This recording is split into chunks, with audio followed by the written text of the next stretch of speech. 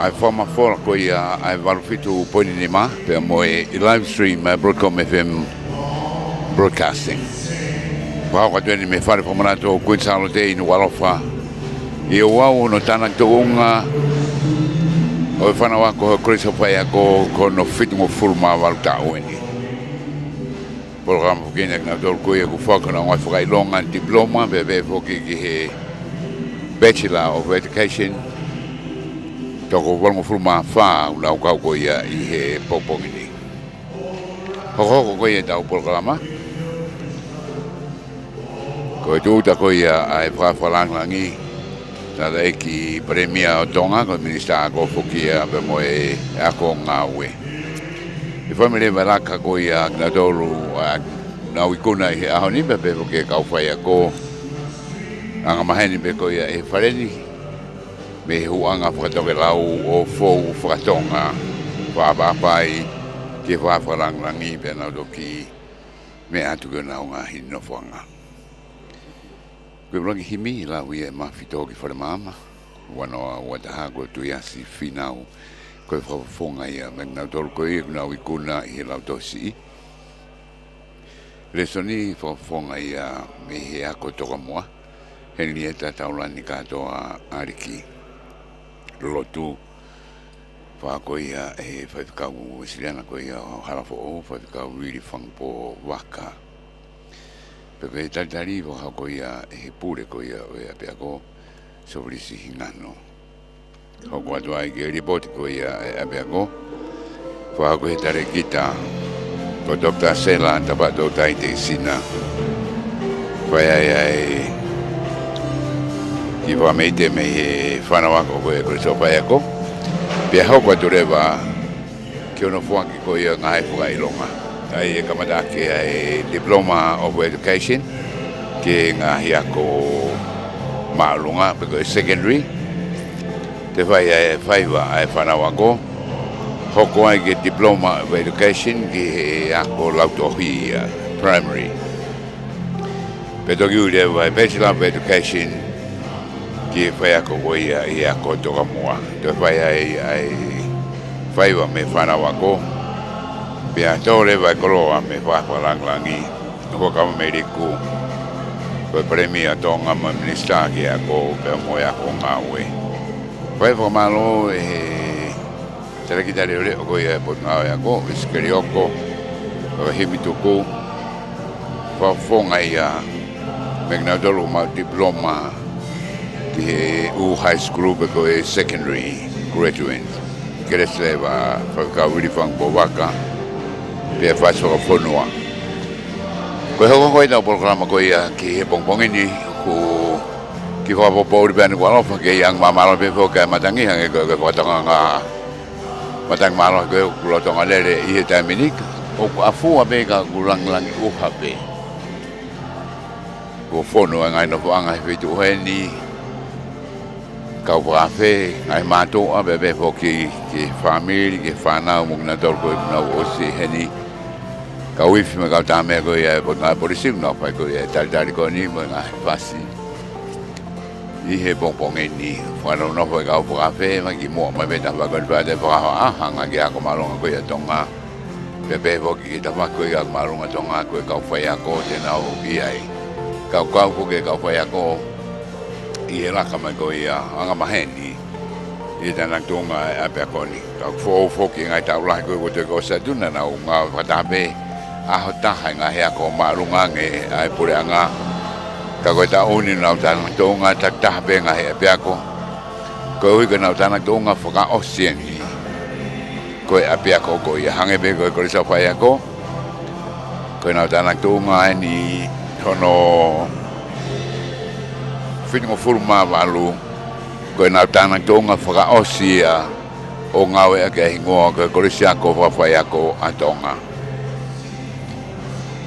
Ai aku mahina me whoki ko e tauka hau, ta toa ngahe abe ako marunga ngai pure anga tena o hiki ka toa rewa ki he university waka whanua ko e a Tonga, peka Tonga National University o kamanaki waka ko e a whawa e tauka hau. Kau katoa ke ngai abe ako ko ni, kau ke abe mo abe ako nesi kun SALOTE. Begi abe ako polisi. Kuna huka to mai o I marmaru ia o university wa fonua ko ia a Tonga. Ai he gani o kina to tana tunga. Ko ko riso fa ia ko pe ko abe ako nes kun SALOTE. Pepe ko to ke ngai abe ako marunga ko ia puranga hanga tu. Ki la kanga fo o ta wa o I Tonga ni ko da university wa fonua be aki tau tolu. Tēnau ke ako me ngai whetuk nau I ai. Kai tēnau hingo foki ko Tonga National University. Ko nau fuhako ko ia. Ko whakatau kei foki o pongpongi ni. Ko toko ni pure ako ko ia ko sofa ko tau whasaverio. Ko ia ngai tutun ko ni ko hangange peka uha be whanga miniti pe ta mini. Peko toko lahi peko maaba me whanau ko me mui. Ki te ko ia o laka. Ia ngai miniti be me ni kamatarewa. Ai programa nga maheni mo ai ko kaweni I os mai ko ia o tana tunga ko ia ki tauni mau ka whana mo na dole a honi be be ko ki ho kwatu ki Institute of Higher Education pe ko ti he a pongpongia ai ko fa ke ko ai fa ngongo be mo accounting be mo IT ai ko ti he pe to fa asa lewa a pek na fa atana tung ki mua ka una do le no go I to muy go to tana tung a tauni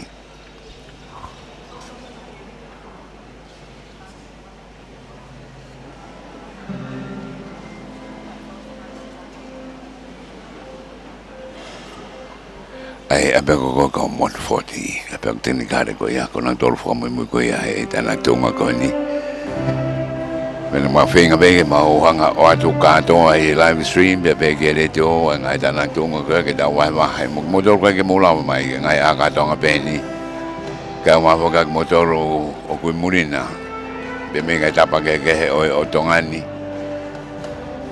lava ke mo mama mai he ata be lava ke mo fona mai he re to be ke ka ko risituk ngai be ko hono ko toa te la vei fo be live streaming na fe du tak mai me murina mga fe du ke I Tonga ni na fe fie na mamata ki na o kaunga ko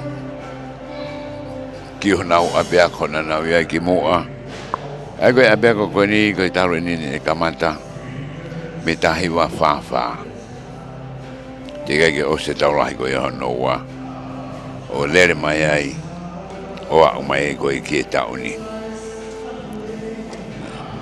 na o hei kalo foki mi koris pure anga ki longolongo foki mai ke koris pure anga o na o wa ne taimen ko ia na o tu ko ia I pahu taimeni ko da o kai fo ko na moto sio atu ke na fo longa ko lulu ko sio atu ki he ka o ia da ugai ko ke hoki university fo ha vo ke university fo mo na o kavenga ki ko ka to ka ko pe ki ka wat ki ai ko me to lai abi do ke ka fa ko ro Tonga te na o hika ke pe o hoko atu I university ka I tafa aki ta tau pe ko ia I taimini Penge pego mo me ko so ate o ngongo e no sit fo go sai na o pure fo dai me ni pego vice chancellor ke fo do ko ia nga we ya be ngai fo matala ko ia ko to ke o ate na o silapa mo ngai ta va ko ia ke sino ko na o hanga tari ai ngai ape ko ke resita I Tonga ke nga aki TNQAB Pego poate ko ia una tonga ai tava ko ke ngai ape ko mo to unga ko na ia be ke ngai civic na tani ke lava fo ke ngai fo moniako e ko hanga de ke e ko vai nga ko na osi ia honi ko na do ia ka o ma fai longa fo mo mi ta hai ko so fai ako ako fa fai ako o si e ta o fingo fruma malu le ma ko ia e pe ko pia hoka tole wa ko university i e tau ka o ge ngau be ai ilo ko ia i ta minika e fai to ni ai university o ke ia me he u wa ko e tawanga ko ke ai i e ta mini ko e tal dar be ki to ta fa langi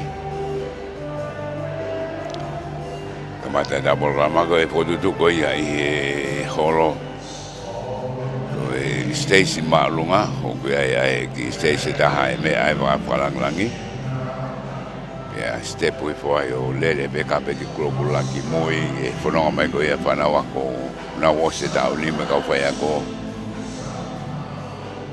pe hanga de ka fa fe me ta ba ko ni ki hala da fa hau hanga mai me ta fa ki ko malunga tonga ka fa ya ko tawa ko ia i moa ki a pe ko malunga tonga ko na dolo e fana wa ko o se da mini pe ho ko mai na dolo e ko e se ia e valongo fruma fa pe ho mai le me e ngai matua i tawa ko ia ta ko oski matoro hen pe ho ko mai e ka wi fe ka polisi mo ka da me pe ho ko te le ka fra fe o aloi ki mo i tawa ko i hala materana ka ko tu ita mini de on be mo uha ka ko fifia ko me ta da we da ka ngai ta na Tonga ke de ka de ngai mila ma ngai ka to ko fon ka wa lore mo ka ho ka kara ko a ho va de ta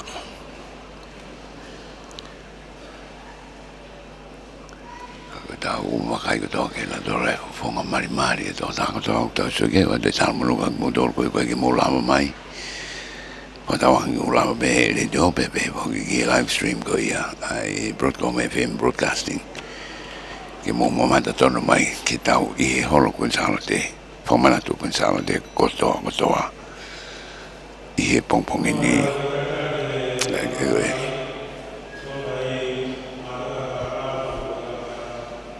kata be no ngai fare no kata ko mo more mo la mai ke ai ke whakatahapek na tolu kuna wa mai whatonga te kaure kaunau ke hili. Le reo me doka kaunau mi hu Maiklandon. Ka koe apo si hanga koe tau whakai ke historia ai osi koe ai abea koe nuku iloa koe Tonga Institute of Education. Koe abea ko wako whawhai ako.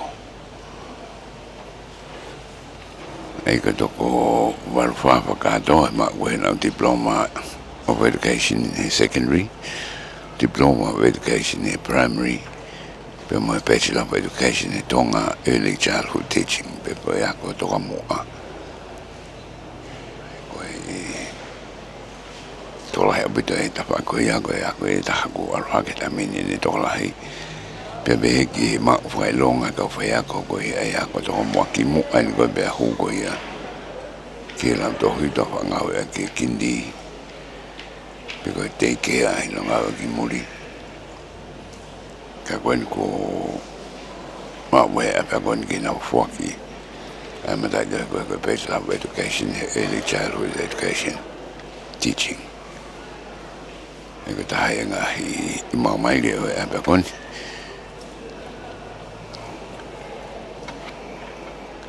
e koe ka bachelor of education i primary mo e secondary i honi ko diploma lo be ngota wako ya diploma of education secondary diploma of education primary pita hoka ko ke bachelor of education in Tonga early childhood teaching pa no vai po ke fatonga ko ya ni menga i ta wako toa i ko e fonga me na dole primary for me early childhood pia bebe hoki ki diploma ko ia i secondary e ko e himiologi mo e lesoni pe mo e himi wa ko himi toko ia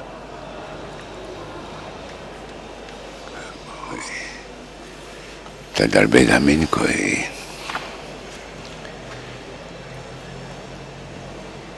Ko ngawe mai atu ngana ko of pege kamada.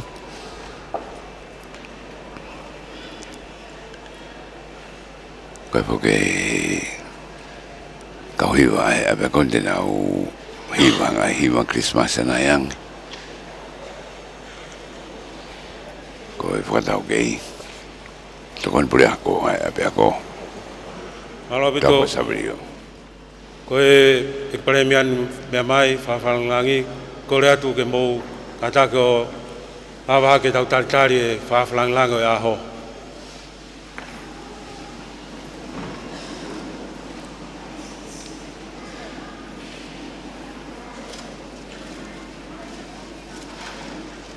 E puri ako sobre singano bebe foki ke visi ko ya university. Ta tankina moi stin.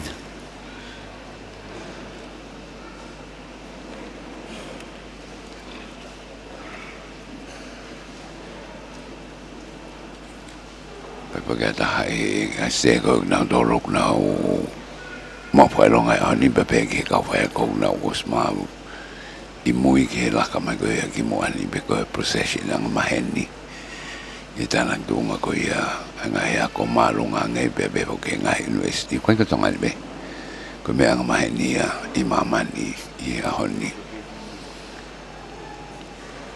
e ko ka wa ta dar ko ya premia ai tale ki da ko le leo iskreo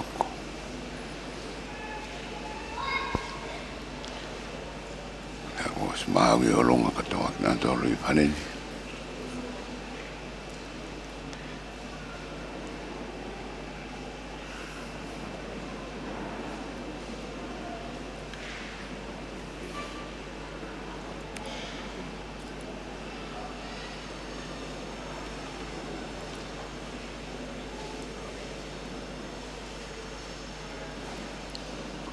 tuanga ke ta taki le vitamini so ho kwatu e tau fa saberio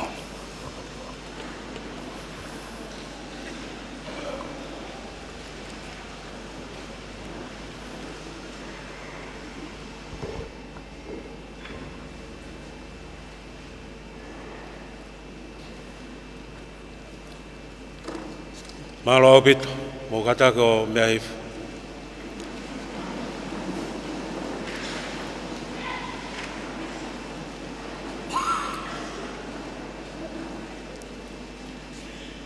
tau taritari mua ai kau na tolo ku ma whailonga whakaako I he ao kato ngani ake tau taritari ki nau tolu ka kamata mai e laka pe e tataki mai e he tare kita o ako anga whawhai ako toke tā sela tapatou tai te sina. E hogo mai ai e kau ak nau tolu ka kau mau whailonga I he ako ki he ngai korisi. E hogo mai ai ak nau tolu mau whailonga ako I he lautohi. E hogo mai e kau ak nau tolu mau matai tohi I he ako toka mua. Pea mui mai ai e kau whai ako, taki mai pure ako, me kau whai ako, o e ako whawhai ako Tonga. Kore atu ki he kau polisi, o tahai mai whasi e laka, e kamata mai tau laka, malo.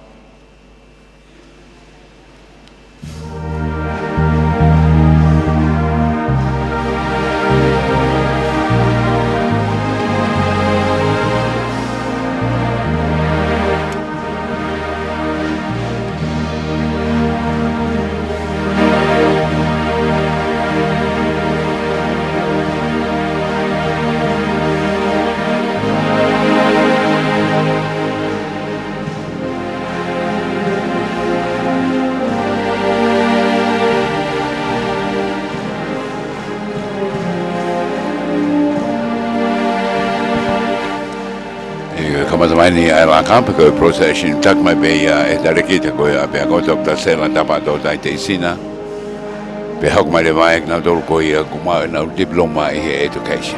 Papo papito na puru lanu uri pe a fe nga pe ko se su lanu nga ia. Tola he apito to mal fa ka do fo ko ke ma ho ne ko ki ta ha.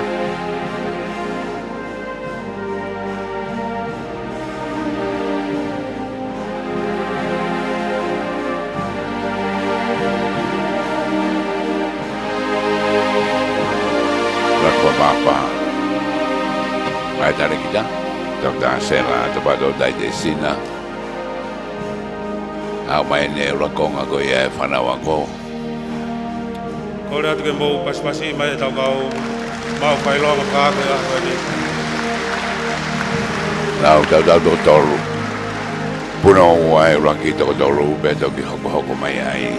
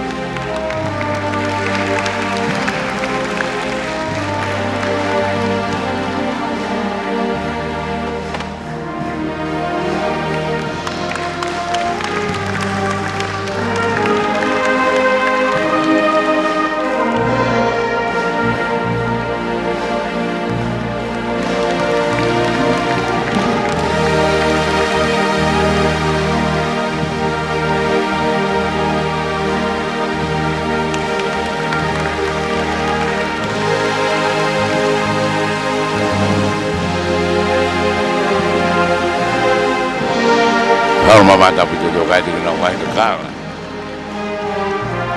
Eka hoa ke he nak tu mai. Dengan ngai tawal aku kafa. Wah betul.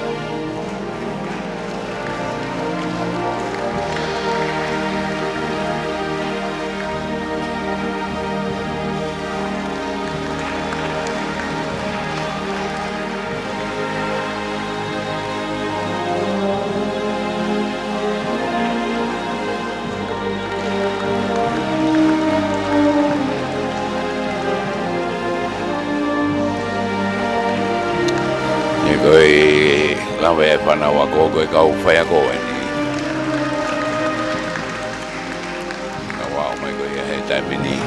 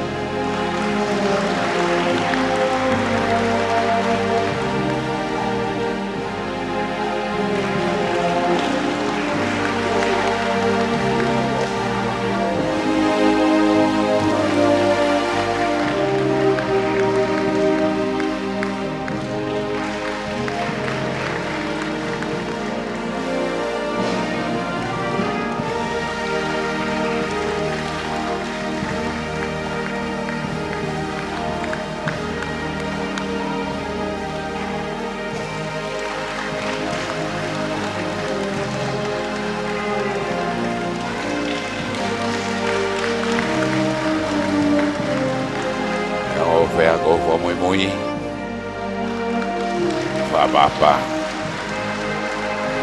Lava kakato mai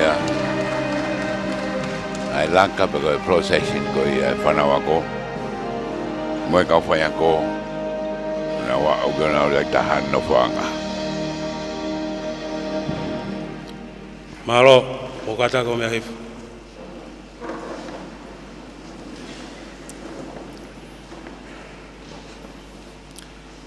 Tapu ki he o toa maf o awhio i loto tatau.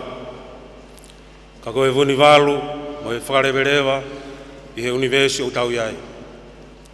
Tapu ki he hau e otwherenite ki ngi tupo wono. Kuni na nasi pautu waho mo he whare o haa mo he ofu. Tapu ki he hou eiko e whanua. E tapu atu mafi toki whremama mo haa matapure. Tapu mo e whakawhilangilangi o tau kātoanga, whaki whailonga, whakaako, ai ako anga whawhaiako o Tonga. Ona polo, o kawa me liku, ko eki pare mia o Tonga, ka koe nista ako, mo ako ngā ue. Tapu mo e tangata eki whaiwhikau o ako anga whawhaiako o Tonga, whaiwhikau vili whangpo waka. Moha taula eiki. Tapu mo e CEO reo e potu ngāwe ako, mo ako ngāwe, iskerioko. Tapu mo e puri ngāwe mālolo e potu ngāwe ako, ka koe interim vice chancellor ia University Whawhonua o Tonga, associate professor Tankina Moimoistin. Tapu ke kau tareki tā ako, ko toa pe o ngahi ako anga, o e whanua, kau pure ako, kau whaafu kotoa pe, mo kau tau whanau. Kau mamahi ako, mo mautolu kotoa pe, kau tau whanau. Ke kau, ko mou lava mai, ke whare whakatahaanga whamanatu, o kun SALOTE. Tapu mo e tarikita o e ako anga whawhai ako o Tonga, toke tā sela tapatou tai te sina. Ke pure ako sofrisi hingano. Kau tokon pure ako, kau whai ako, me kau ngā ue. Tapu ki he kōsrio, ai whanau ako, kau maa ai whanau ako lolo Tonga. Tapu ki he kau ako, o kua manaki ke whuaki ho nau ngahi i whailonga whakaako, ta koe uhinga ia e tau kātoa ngani. Tapu mo kau iwi ai polisi Tonga. Mo kau ngā ue whamafola rea pa mo e ata. Tapu atu he ngai tuonga katoa pe o totonu ke whakatapua i e whanua pa mo e lotu. Ke te mautolo katoa pe o mo mea mai i he ngalu ea mo e ngalu o pe me i tuapure anga mo toke lau mamao. Me he tāki mo e aka mo e whunga vai ko niu tōua. Me he lolo halai walu mo hapai veu. Pia me he funga whanua mo tonga eiki. Mafi tōki whare mama. Talangata mua he o whai ki tua. Kai ataki he motu ani ke u talango fua ke o whekau. Omi moha ngofua ke u whakahoko hoko atu e tau polokalama ki he kātoanga o tau wheiani. Te tau kamata akibeha tau lotu. Pe e lau atu e tuias whinau ai himi uruaki koe whafofonga ia me he kau maumatai whailonga ako tipi loma ai lau tohi pure anga ka koe mafi tō ki whare mama ia o e tau wanoa wataha. Ka hiria e lau atu e henli e tau lani ariki e tau wholofola koe whafofonga ia o e kau mau whailonga matai tohi o e ako toka mua. Te ko kore ai pe ki he tangata ki whai whekau o ako anga whai whekau vili whangpo waka ke ne kātaki o mea mai o whakahoko e tau lotu pe tau toki hoko atu. Mālo au pito.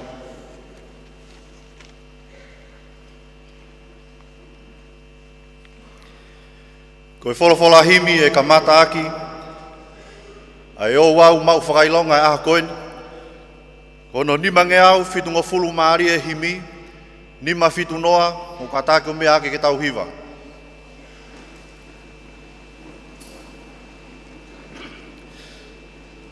Sisu, ko koe pe, koe mama mo nia. Whaahinga poto kehe kehe, koho hue loia.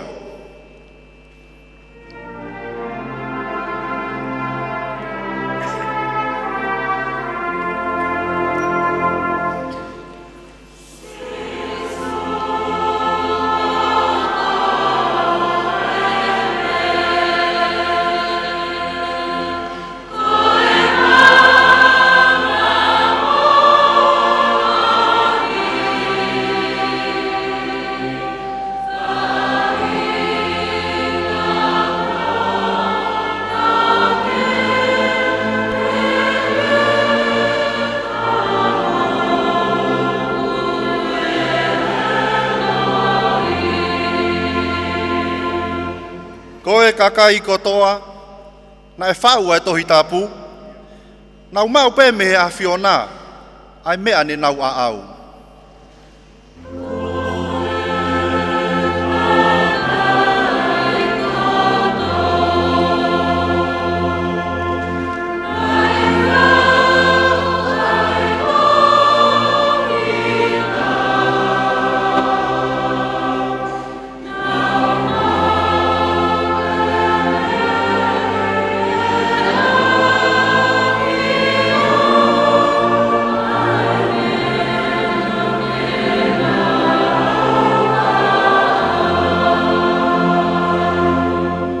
Ke tau hakure mua, ai tohi kua whai.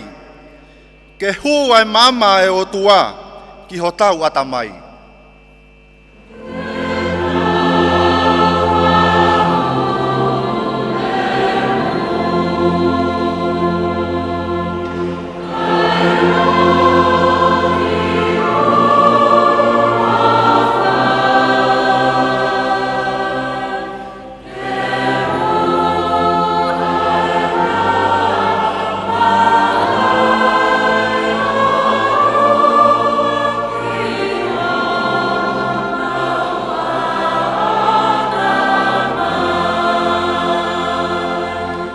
Vesi whakaosi. Pehe pe ke tau tari, ai iwi o tohi. Hanga e ata mai ki ai, ke mauai ha mālohi.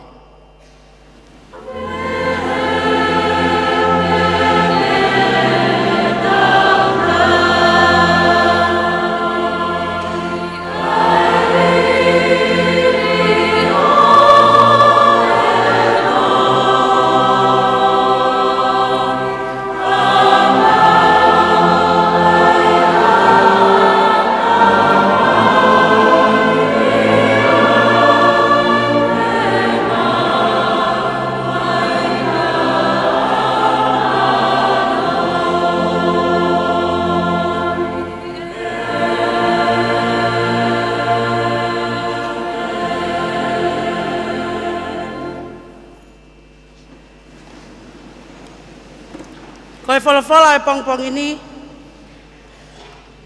hulu ia me whaanga fulu maua o sāme, hulu aki ki he nima.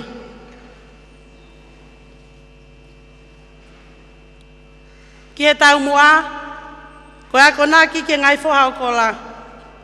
O kuhange ai hori ai haini te, ki he ngai ta whenga mai. O kupehe ai hori a hoklau marie, ki a te koe e o tua. O kuhori hok lau marie kia te koe e otua, ke otua mo ui, te hoko a whea o whakaha au ki ho ao, o e otua. Ko ek mea kai i he aho moi po, ai ngahi loi mata, lolotonga unau pē mai kia te au, ko whea ho otua. I ek manatu ke ngai me ani, o ko uriringi o kulau maria ia te au.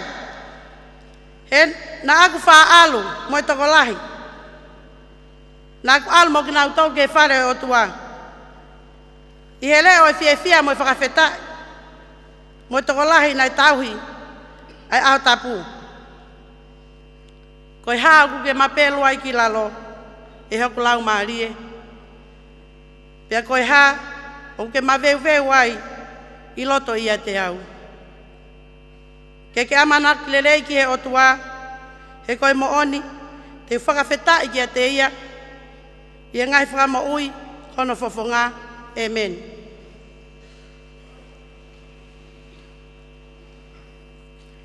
I tau lotu. Io tua mafi, ko sātai Sihova, ela eloha e awhiona. Koe hau tai riua, koe poto, he koe ao niu. O mau luta, pia tūtai e mea ko toa pehe universi koini. Uhi koe poto e awhiona. Tala mai koe ngahi langi, o nau tala e nau ia e awhiona. Pia koe ata, o nau whakaha e ngā ue aho nima. He hono i kai kilua o ngahi whakakau. Tai maha kure pehe o whaunga. Tala mai ko ngahi whekau tai mataof. Pia tū mahanga ho lahi, ho poto, pia moho mafi. Koe poto ko ia o ku mawawai ai kau angelo. Koe poto ko ia, tala mai o tuklolo ki ai ai kau poto. Koe ngahi hau kini ma, pia moe ngahi pure angau nau hau o punou ki hoafi. Tauata ina e pōpula, pia whaisi uperi ai ai ufonua. Whawheta, e ko whetukutuku mai alangi, o hoko ko ho mau Immanuela, ke a whio i ho mau lotolotonga. Ke pou e mau vai, ke tōni e mau mamahi. Mōni bea e punake ko mau kamata ki ai whataanga o e pongpongi koini. Tā mai ko sisu pe ko ia e mama monia. Ko whahinga poto kehe, ko e huelo pe ia e awhiona. Tā ko e poto, pia mo e mama monia. Tā ko e awhiona pe ia. Aho e ni o e fia, aho e pata. Hange pe ko e tala ko whai he palofita. Mai e fia e lala. Pea koe whanua mamate tome muma wawa. E koe ahonia. Ko mau mata, pea ko mau ausia. Ai alo ofa pea moe keresi lahi a Fiona. Ko ke whakahoko e mau amanaki. Pea koe mau misi whawhita. Ko hoko mooni a honi. Ko mea mai ai whakalangi. Eik ministao e ako, o e ako ngā ue. Ka koe eiki pare mia Tonga, o na polo hua kawa meiriku. Koe kolo ai ai aho. Ne mea mai ke whakalangi, pia mo whakakoloa, pia ke tālai ai mahu inga e kātoanga. Pia mo e mau kailawaki, ai kuna, ko whai e aho koeni. Mea he ni ai, tare ki tā ako leo. Kau maa e kau ngau e pot ngau e ako. Tare ki tā e api ko sio atu. Pure ako, mohono kau ngau e. Whakawhetai o tua ho, whalau maari e rerei. Si mātua tau i whanau. Kau maa e ngahi kau ngā mea. Ko mau lo nuku, mau whakata e pongpongi ko eni. Yang mau kau whakata e whakawhetai. E mo e tuku gloria ki a Fiona. Whakawhetai o whalerei, mawhito i whare mama. Ia mo e whanau ako e api ko sio atu. Ko e koloa e nia e whanua, koloa e pureanga. Koloa ho mau ngahi whamiri. Po omi ke whai ho nau lalanga. Ia mo e teu i he api ko sio atu. Tala loto ia o mau whai he aho koini. O mau i kuna. I kai halau kafu. Ka koe mau tala loto. Mau i kuna e whanonganga e tau koini. Tau whaingata. Lahi o no ngahi haha. Kana e hange e peha ngahi hainite. Hori ki ngahi tawhinga vai. Neongo a ene whaingata. Pea neongo a e loki ki mautolo he ngahi whiri. o e whanongaanga koe. Kai whawheta si whanau a koe. Aho koe ni ko mau whailonga ia ikuna ko nau whai. Na nau whirihi a pēpea mo e riri. Na nau kātaki pēa e mama pēa mo e hopo hopo kia. Na nau lūsi a pē ki taulanga. Pēa koe ahoni, koe maurea ia eke.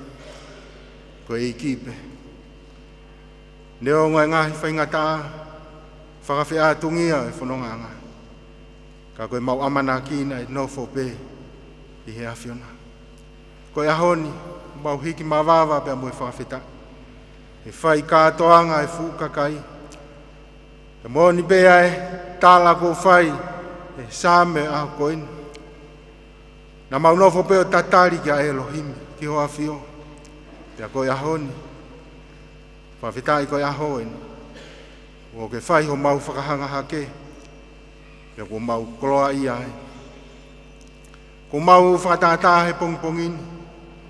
Ke whakamahu inga ia e koloa ko ke whakakoloa aki. Ai pure a ngā pea mo e whonua. Koe koloa. Ai whare o haa mohe o fo. Koe koloa e pare mia. Kau maa e pure a ngā. Koe koloa e whonua. Talua e hake mai a e lotu tohi tapu ki o mau whonua. Whawheta.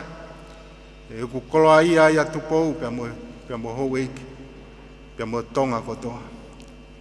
Teu tangata ko whai he api ko siwa atu. Teu i hangahi kalofia ke nau hoko. Ko ngahi tuunga mama. Ke whakamama. Pea mo whakaola i o mau whonua. Whai ai teu tangata he api ko siwa atu. Ko hi ke pāo toloaki. Ai langi mamau ko tau maringi mai mi wharela. Ko i rika. Ko i sio atu ke kaha o mau whonua. Whawhetai o tua ko ke whakaola e aho koini. I kūna e whatongia. Te utangata ko whai he tare ki tā. Kau maa e pure ako pia mui kau whai ako. I wāwhe uoua. Nei whai pēa e whakanaua. Me he kōhiri ki he aho mamaoni. Neongo ano haa a. Mono ngahi whai ngata e hala whanonga. Kana e whai pēa e whakamau hifu. Koe ahoni. Ko ke haa e rea. He koe o tua whamo ui e a whiona. Ko ai ai kui. Ko ewe ewa e heke. Ko mamai ai po uri. Pea ko poto ai ai tai whieware. Ko ke whakakoloa tonga he ahoni. Ake ai whanau a koni. Pea koe ahoni. Ko ke whakahoko e mauamanaki. Ko tūku atu ai whanauni. Ke nau talaki pia moongo atu ai ongongo rerei ai a whiona. Talaki ke masiva ke whai ho nau whakakoloa. Io. Ko whakahoko koe whare mama. Ke ho mau whonua. Pea koe tāpu aki ai. E whiohi anga e hoa tā koe. Eiki. Haere mai mua tataki ange mua e kātoanga. Koe pongpongi koe. Whakamonu ia. Pea ke whakakoloa. Ko kau mai, pia tau ho maulangi, pia mau whiewhi ai. I whoaki mai a monu mo ha tāpuaki, eiki, pia ke mau atu ai, mau whakawhianga ai. Ngāhi whatongia, hiwa pia moe lotu, ai ui tuunga pia moe mau pare. Tuku mua eiki ke hoko e ngāhi whatongia ai hoa tākoeni, tuku ke langlangi ai pēha whiona. O momo ia te mau mui, pa ke whakakato mai mua e lotu mua huku hake atuni. Tak mau kōrene, hua whao aloko si sukalaisi. O mau whamo ui. Amen.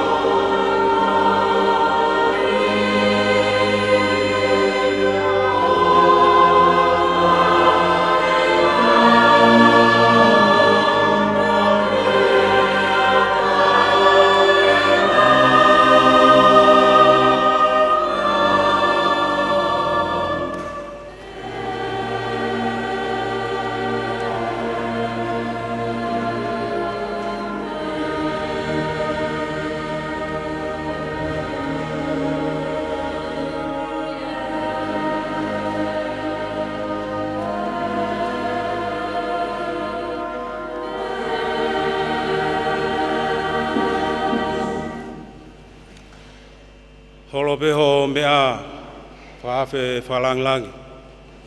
Hau mai matanga. Tau hoko atu mua ke tau polo kalama.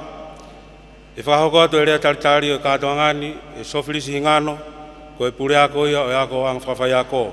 E te tau hoko atu aipeki he ripoti, me he ako ang whawhai ako, e whahoko atu ia e he tare kita, toke tā, sela, tapa tau tai te isina, e tau toki hoko atu. Malo, sofilisi.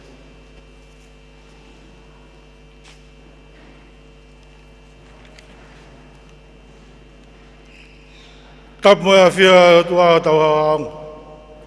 Tap moe hau o Tonga, King Tupo Wonu. Tap moe kuina e taloni, kuina nas pau. Tap moe whare haa moe of, ho ege whanua. Tap moe tamprinis kalauni, prinis Tupo Uto, ulka alala. Tap moe whawhalanglangi o kātoanga, o ahoni, Honorable Wakawa Meirik, ko ek paremia o Tonga, ko ek minista o pot ngawe ako, mo ako ngawe. Pea ko ukore, ke unga atu e tala whakatap kakato, ne whea e tae mua o e kato angani. Ka tā mo ako, whakakato whatongiani. Maftok wharmama, tuku mai ako whainga maarie, ke whakakato whatongia, rea taritari a honu. O whiawhia lai ai motuani, ke u whahoka e rea taitarini, whawhawhonga e atu, e pure ngāwe reo reo e pot ngāwe ako, mo ako ngāwe, iskeri ngā luoko. Toke tā sela tapatou tai te isina, mo kau tare ki tā. Kau ofisa ako, hono kotoa e pot ngāwe. Kai pehe, e kau ngāwe, mo whanau ako, o e ako anga whakawhai ako. Tomua tuku pia whamalo ki o tua mafi, e ne whakoloa maui, ai whawhalanglangi ao, Honorable Wakawa Meirik, pia pehe, kia ki tau tolu e wan. Ko kātoa ngani ne hange peka ikai, ko e hui, ne lahi ono ngāi pore, o mga tuunga, e puna e maunga afi, kai pehe, ki e maak whamamain lahi. Whawheta ipe, he nane whakai pe taimi, mo ne kotofa e kātoa ngani, ki aha tā tolo ti sema, wāwhe, ua fulmaua. Pea tau whawheta ia. Ko talawha e kātoa ngani, ka whakataha no kakai, tene iai, ke tā puaki.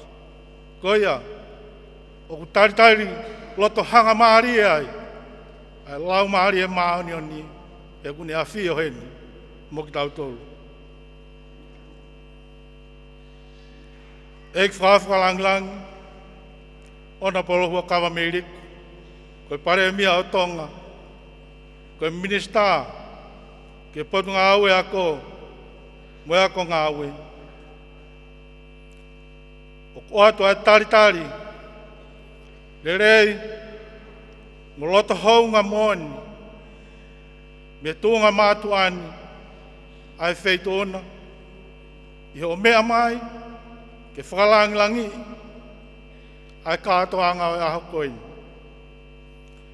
Mahino pe ke tūnga mātuani, ai where mo whafo, o ngai whatongi au ke pureanga mo e whonua. Kau ke tuku taimi, ke mea mai ai, o whakalanglangi ai kātoanga. Fuaki whakailonga whakaako, ai ako anga whawhai ako o Tonga. O kune whakai a mai ai ki aki mautolu. Aha o mamahi, ai ako. Ka aku mahulu atu, ho ofa, ho tokanga makehe, ki e whanau ako e ako anga whawhai ako. He koki nau tolu, te nau whakatolonga ai ako, i loki ako, i he kahau. Pea ko e maurea pe ia. Mārie, pia kua mārie kātoanga. Pēwha ki ai ato ai taitai le rei, ki kau whawhi ano kotoa. Pē ki e iwhi ai polisi,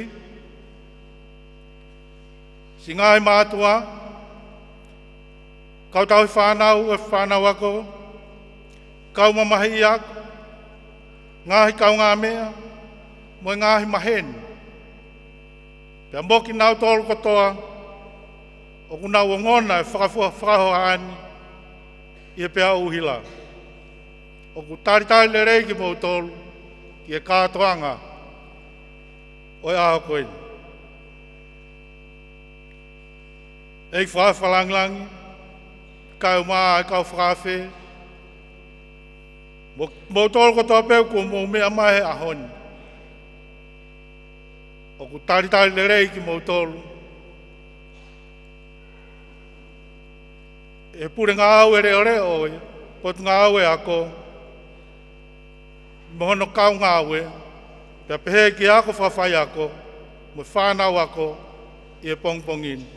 Pia ko e maurea pe ia, kua malo, kua maria e kātoanga, lewe vai whaua.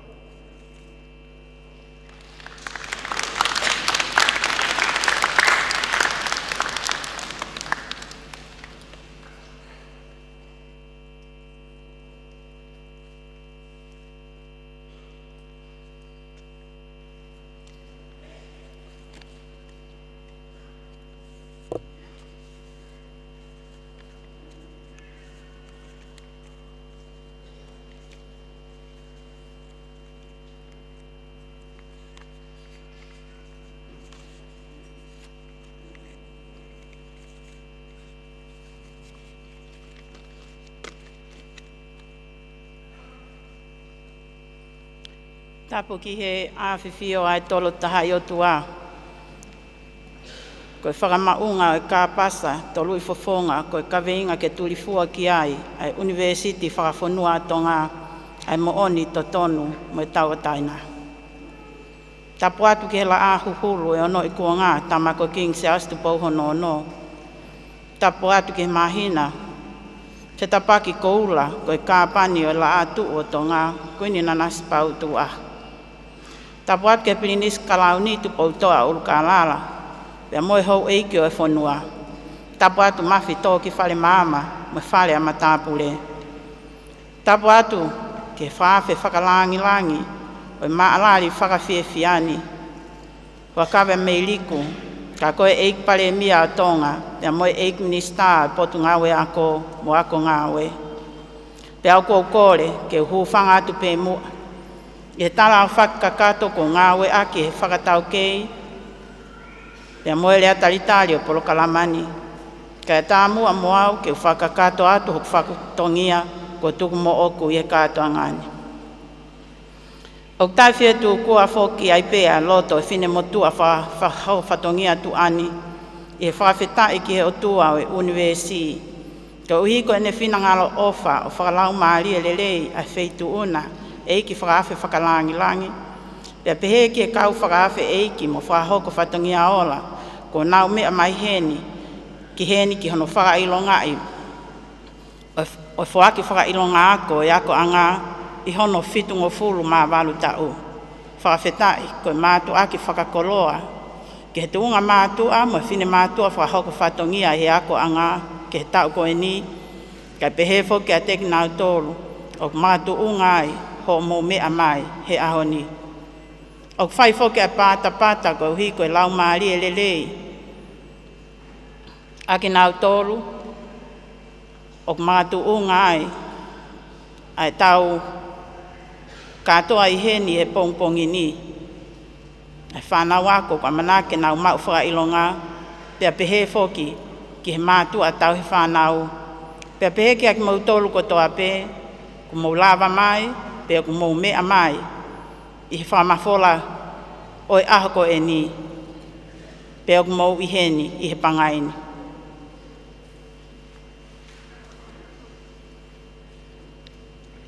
I he tau whitungo fulu mā walu mā lo e ako whakawhai ako a Tonga,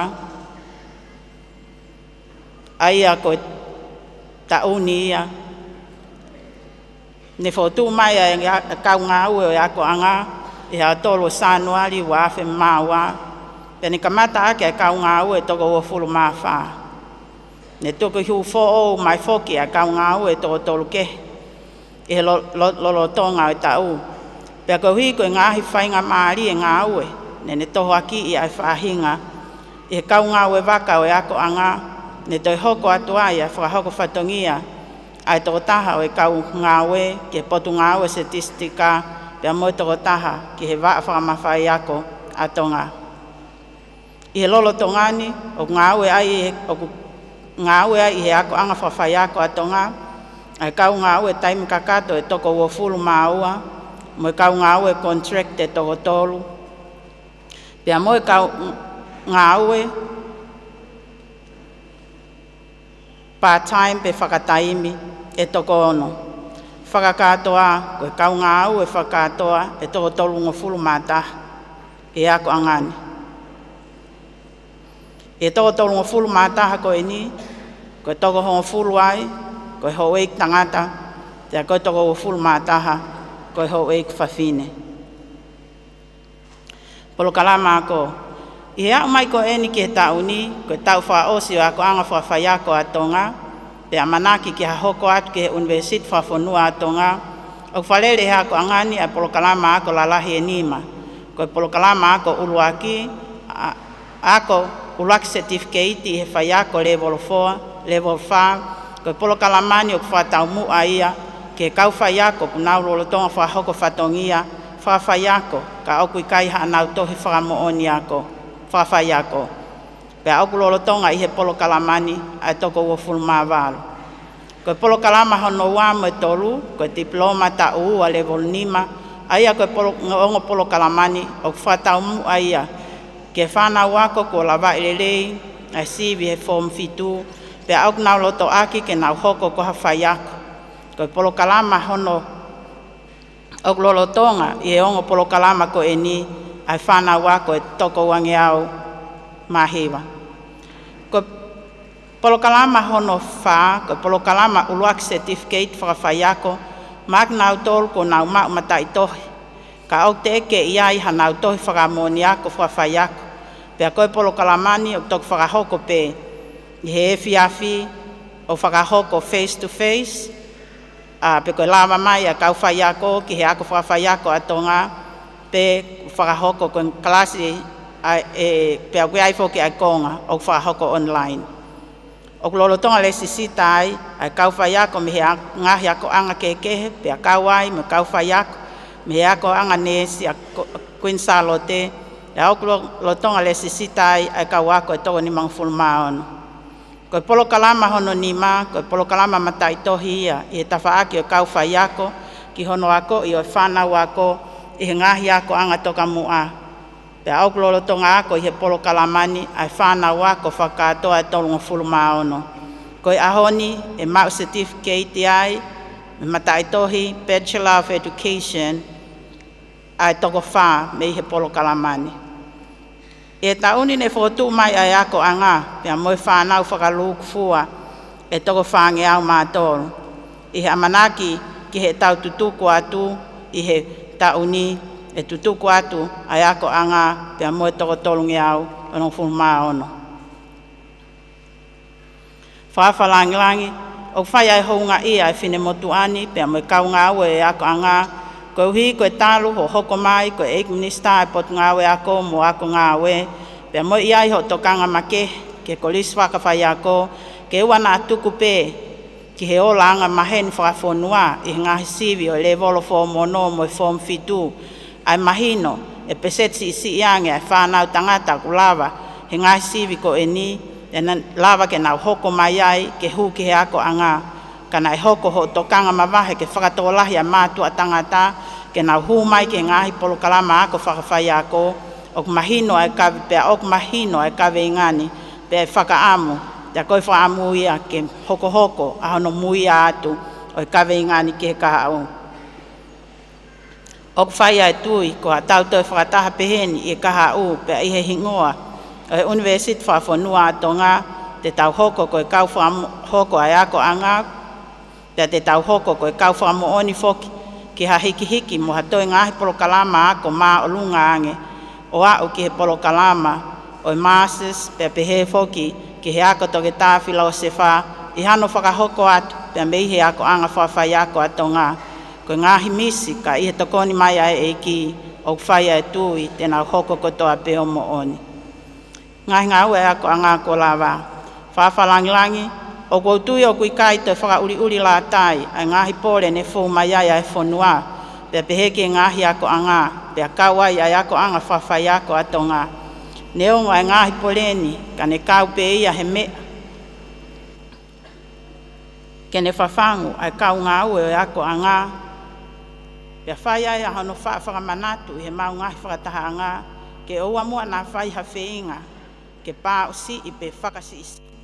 Pe kumi whai ngofua, i hono whakahoko mau ngahi whatongia, tau te whito ki hono whakapapau i o malawa, mo ka kato pea lahi o ngahi houa ki hono whakahoko e ngahi kalasi, pea pehe ke ngahi ngā ue kehe ai whanau ako, pea pehe ke ngahi elemeniti te whito e nau ngahi polokalama ako, ko hui pe ko e visone, misiona, pea moi ngahi whakatoka ko matua i mai, i he ako anga, ke uho ki ai, pea ke ipuke ki ai, ai teu tangata mo whawhine whai ako, ai ako anga.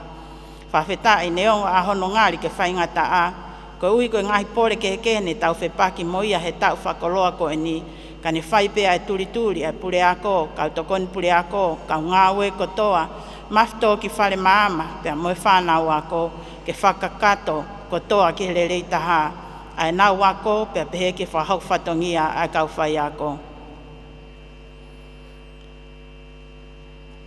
Whawhetai, ko e koto whakaloa lawarelei a ngai whakaamuni, pea lawarelei a ngai whinga tau whakangā ue mo whakaako ai whanau ako e semesta uloaki, pea kua toi sipe, pea i kuna whok me semesta ua e tau who'ou, o e tau whonu poleni, kai mā tuaki whakakoloani. I he tau e ngahi tuiaki ko o nilolo tonga e kei whetongitongi o lanu kulokula mo lanu mori, pea paulewa ke mau whakotūtū e mau parani ngā ue mo taim te pili ngā ue whakaloki ako, ke hohoa mo ngahi wheliuri waki ko e ni, o iai e mau polo kalama, lanu kulokula, lanu mori, pea moi palani ngā ue, lanu mata, ke palani ngā ue, anga mahe nifo ki ia. Pea ne tokoni en ki e wheliuri waki, tai amanikina ne whai mai, iai ai fōu ai whonua. Ko whakakoloa whoki, taha ngahi whakatātā ki he ririu, ne whakahoko i he polo kalama ako, ai ako whawhai ako a Tonga, ko whakahoko e ririu ki he polokalama practicum, pe koe ako whakawhai ako e whanau. Ne mahino ai kai ke lava whoki ke au atu e whanau ki ngahi ako anga, ke whakahoko e nau ako whakawhai ako. Ne whai lewa e ngā ue whakataha e timi ngā ue ki he practicum, taki ai e tokon pule ako me le tonga whinau, o nau tōri mai, ai ngahi whakaukau me i tua pule anga, pe whakawa e pe mo whakamau ki ngahi whi mau te whitu, ai ngā ue ni he ako anga. Ola mai ai ai whounga who'ou, ne mau ngā ue ake semesta uloaki, pia moe semesta ua e tauni. Ke malawa e practicum ai whanau ako e polokalama Bachelor Education i he Tongan Early Childhood Teaching, ne whai ai ngā ue tatau e timi practicum i he polokalamani, o whakaola mei langi a whakaukau ke mau ngā ue ake, he ulak semesta ai home-based ECE centers, aia koe pau ke whotu whawhoi tui pe whakakulup toko si i pe. E nau, whangaki i senta ako pe iho nau ngahi api, pea ne hoko koe mātou aki whakoloa, pea moe lava mea ai whongani ke whanau ako e polokalamani. Ne whotu whoki he polokalama, e palani whakatau ai ako anga, a ngahi tau mu aola e whitu ke whai hanga au e ki ai. Pea ihe wakai ke ngahi kawe ingani, ne whai ahono matua e ngahi kawe ingani. Pea teu tō mea lalahi pē, i ngā ue ko lava whatatau ki ngahi kawe ingani. Ko ngahi tau mu a kawe inga uluaki, teu whahoka tupe kawe inga uluaki ke kawe inga hono whitu. Kawe inga uluaki, ko TIOE, ko ako anga, o kune tuuaki ngā ue aki pea mo ui aki a ngai te whto i tui a Tonga, pea mo ngai whakaukau a whai ako maa Tonga.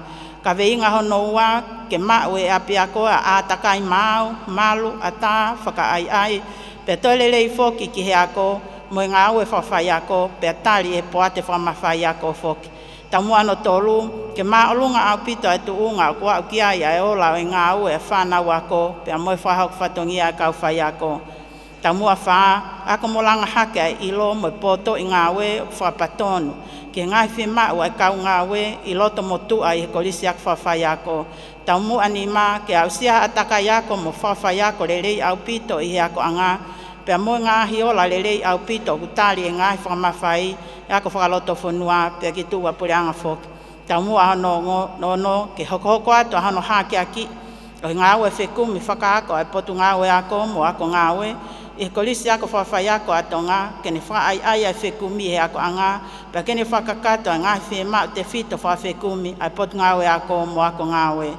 Ta mua ano whitu, ta tūnga ma te wange ke ko vita hiwa, mo ngai whatamaki whakainatula, I he nau tokoni, pea mo silapa totonu ki he ako ai whanau, mo ngā we akau whai ako, pea pehe ke whunga lelei taha, whawhetutaki, mo e ke whakaau atu ai ngahi, nau ni pea moe le soni ke he whanau lolo Tonga o ka tāpune ai ako ko ui ko whakatamaki whakainatula pea ko ham whakoutua whakaauha o hange ko vita haiwa. I ngahi ka veingan ne whai hono matuai, hange pe koe nai whahoko atu he whaunga ke pea ko whaamu ke ulawe atu pe to mea lalahe ke ngahi mea ko lawa whakatatau ki he ngahi sia te wholau koe ni. Urak ne tai maari e whoke a kau ngā ue ako a ngā i e tauni I ngāhi tokoni pia mei e potu ngā ue ako o omea I ha laptop o hofuru mātaha ma e kau whai ako e ako a ngā ne o me ngāhi tokoni ne toka ngā I e potu ngā ue ako mo ako ngā ue kai ko ia pe ka ne ai whoke mo ngāhi kompiuta e hiwa ne om whoke moia me he potu ngā ue pea ne tokoni ki hono whakalahi o ngāhi kompiuta ki he lepi ai ako a ngā pea pehe whoki ki he ngāhi kompiuta o ngāwe aki he whanau ako I he laiperi o ako a ngā. I he te watu ai ako whawhai ako ke laka atu ke Tunga University o whaipe a manaki ato ngāhi tokoni peheni I he kompiuta mo laptopu pea moa ngāhi mea ngāwe a lahi ange ke ngāwe aki he whanau ako a ngā. Ua, nei kai ngata peheni ai ngahi mea ke lava ke mau he ako anga me potu ngawe ka ne lava fok mo ngahi ngawe ke o whai hono toko nia o hange ko hono lava ke toi whafo o ai ngahi whakatari pea moe whakatawhenga vai ke mau anga vai te whito e ako anga hiria e fulahi o mo ngā awhi hunga tō ngā mo hunga hapai ne lava foki o whetong kakato ai taila o loki ako e taha foki o tokoni lahi ke ngahi loki ako e ako anga lolo tonga e fie mau ke tauhi ai waha I he lolotonga e ko vita hahiwa mohono ngahi whakataptapui. Ni lava whok pia mohono whakalelei o ngahi nau ke ngahi wheitu kehe I he ako anga pia pehe ke ono tuku hifo ai ngahi akau popo mo tu kovi I he ako anga ko ngawe pehe ni o kutoe ke whakakakato ka I he kahau wawe mai. Ni lava whok pia mohono tuku atu I maukore ki he ngahi whiteboard ke whafo o ake ai whiteboard o ngahi loki ako pia pehe ke he misini hulu ata pe koe projector ko hi ke whawhaingo fua ake ano whakahoko o ngahi kalasi e loki ako o koe aifo ke ngahi whia mau kehe ai ako anga ko whai hono kore ka whai pe a manaki lelei ki ano mau mai I he kaha uwawe mai ke tokoni ki hono puni mai ai ngahi nau ke ngawe ake whana wako pe amok nau tolo ko ako he tawha ake o le Sony Design Technology ne whaia ai kore ki he polokalama seti na lava ke nau whakapaanga mai, a hono whakakato e nau ke ta whaaki koe ni, pea pehe whoki ki hano develop, hano whakotuu, pea pehe whoki hano tohi, o hapolo kalama, ke ako ai kau whaiako ko ia nau whakahoko, ai le Sony Technicale, pea mo Design Technology, e ngahi ako anga. Whaako hataha whoki o mea ne tai maari e ai, a hono pātolo aki o ngā ue whekum whakaakohi ako anga, ko malawa ke whakahoko ai konferenisi a hoe tolo e ako anga, whakahoko I sune, I whinga ue aku waofi, a tak ngā ue pūre o ako he taim ko ia, Associate Professor Tankina mo Steen, wa whekum whakaako e potu ngā ue ako, mo ako ngā ue, pia mo komit whekum whakaako e ako anga, ne hoki a konferenisi a hoe tolu ko e ni, ko e koto whakaloa, ne ongo ne iai pe a ngahi me, ke mau toi whakalelei. Ko e konferenisi ko e ni, ne hoko ia ko e mau anga ngā ue, ke tokoni ki hano whatu e volume hono wha, o toi whakatotolo e ako anga, ko e tokoni whai ako. Ko e ngā ue ni o kulolo tonga lele pe, mo e amanake e whakahifo e volume ni, I he tau hanga mai. Ni ma koe ngā ue whoki ne whai ai tokanga ki ai, hono poupou i mo whakaivia, hono whakatoka i tō onga mo urunganga whai ako mātonga. Koe taha whoki eni o tau mua au whai hono whotu ke mui e kau ngā ue o ako a ngā. Pea ke hāsino whoki i he whakawhea ngai ai whānau ako o teu he api ko sio atu. Pea ko hono whakahoko e ngā ueni o whakahoko he whainga maari e kotoa ko ala whakahoko ai. O kui ai e ki taima kehe o ku whai ai hono lawe i he taima sempiri whakawike o ako a ngā. O ku lava ke hupe i he ngāhi talatala i whare kau whai ako he nau ngāhi kalasi. O kui ai whoki mo e ngāhi ko ose le soni o kaunga tono ki he ngāhi whakatokani. Pea whai ai pea mohono lawe o ngāhi te whitoi. Whakakaukau mo mea maha o inga ko e ni ki hono teu ia whai ako mātonga. Pea au whai ai hono tautou whamanatu ki he kau ngā ue, koe taha e whonga maha o inga taha ke mo ui ai ngahi nau ni i he mo ui ai whanau ako. Koe pau uruaki ke hāsino atu mea teki mautoro, koe kau ngā ue api ako ai ngahi rere ini. O mau hoko koe mo tolo uruaki ke wakai whakaaho mai ki ai whanau ako.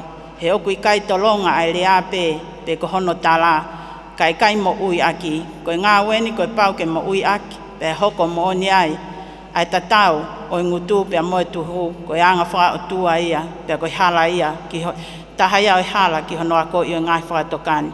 Hono, ne whaifoka e tui, e ngā holo ai lele ho mau wakaku, kua pau ke mau whai tah, loto tah, taumua tah, pea mau talanoa tah.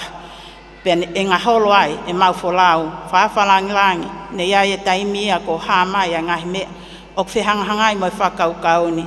Pea ne pau ai ke whai ai whalala ki he tataki ai o tua, ke he whaunga i ngā ue ki hono solova, i ngahi whai ke heni, whawheta ne wawe. Ai tokoni mai a lau maari e o solova ai mo tonu. O solo vai a ngahi ke heni, pia ne manga tu unga heni foki, ai kamata e ki polo kalama, o kuma ui pe, koe whakareke si, ai a koe polo kalama pe ki hau eik whawhine, o i ngā ue a ngā, pia auku lele i foki pe ai polo kalamani. Fitu eik whaafalanglangi, o whai a lawei, ai whaamu ai wheitu una, pia koe misiona foki ai ako a ngā, ke whakapapaui, koe ne ngahi polo kalama au whenā pasi, me ngahi whenā whaaloto whanua, pia moe o ngahi ako anga o toa puri a ngā whoki. Pia koe konga whoki ai mau tau mu a ola, ke whai ai ngā ue ki ai. O koe ai ngahi ngā ue ko lava whakakato he ta whaako e ni, ka ok whai ai tukupā, ngai ako a ngā mohono kau ngā ue, i he whinga ue aku whaofi pia moe Interim Vice Chancellor, pia moe TNQAB, ke hoko ato ai ngā ue ni moe Amanaki, ia taim wawe mai ke whakakato ai a hauno whakaai. O ngai whie mau e TNQAB, ka lawa ke whahau atu ai polo kalama matai tohi, ki he ako whawhai ako, ke hoko atu ki hono toho nii, o kau whai ako, ku ako e ta whaake o lau tohi, pia mo ngahi kolisi. E whawha langlangi, o whaampe ai whine motu ani, ke whahoko whatongi ani, ke whai atu pe mu aha whakamalo, ko hui ko ngahi lelei kua usia he ako angalolo tonga, o ho whakahoko whatongia, ko minista pot ngawe ako mo ako ngawe. Taha ngahi matai koloani ko lau maari lelei ai feitu una, tolo, ke mau allowance ak nau tolu, ke lelei taha e nau ako lolo tonga e nau ihe ako anga, pea ke mau scholarship o totongi ako ai mei kotoa e toi ngai whanau ako, pea koe toko si pe o totongi e nau ako. O lau tāpu ako kena e whanau ako, nau ihe ongo polo kalama ako ni, i he ngai polo kalama ako ki ho nau. O lau tāpu ako ke whanau oe o ki nau tolu o ki he ongo polo kalama ako, ai ako e polo kalama ako ko ia o uruaki certificate i level 4 ki he ako whawhai ako, pia moe graduate certificate in teaching, ai polo kalama e ua ko e ni, ko e uhi, ko e lawa ke nau ako i kai hatotongi. Pea kou whawhawhunga ia, tu ai honga ia ai ako anga, mohono kau ako, i he tutu uni toa mo ofa, ko ke whahoko neongo ku iai pe, hono ngahi makatu unga. Whamalo atu ko uhi, ko commitment ko ia, mo e tukupā ai potu ngā we, ke ne whakatongia aki, hono whaka ngā we i o ene kau ako, te au ko tui ko e ahoni, o tau whamoon ke tukupā ko ia, ai wheitu una mo e potu ngā we, he kok nau tolu kotoa ma fa ilonga he ahoni ko nau ma nga o kotoa fa fetai a fa malo. Last but not the least, please allow me to use English to convey our sincere gratitude to the non-Tongan friends of the Institute, especially to the ambassador of the Japanese government to Tonga. On behalf of the staff and students of the Tonga Institute of Education, I would like to sincerely thank you and your good office for your continuous support of the Tonga Institute of Education via your provision of the Institute's Japanese language teacher and Soroban teacher. We have very much appreciated the assistance given by Dr. Raylene Esau since our Japanese volunteer left due to the border lockdown and complications left by COVID-19. Ek whawhalanglangi, wakawa meiliko, pehe ke kau whawhe e ki mga we ofa ko mo mea mai ke kātoangani. Whaiwhi kau, kau tānak tu unga, mo mau wha ilonga koe ahoni, ma tua tau whanau, pure ako, kau ngā we ap ko sio atu, mafto ki whare māma, me kotoa whanau ako, mok mo tolu kotoa mo mea, I heni pek mo mea mai ki he whakahoha ani. Ofa ke mo mauha ahu whiawhia mo lelei, pia ka mo kausia Christmasi, ofa ke mo mauha Christmas fon keres ia, mua tau fo o monu ia fok tua whaat.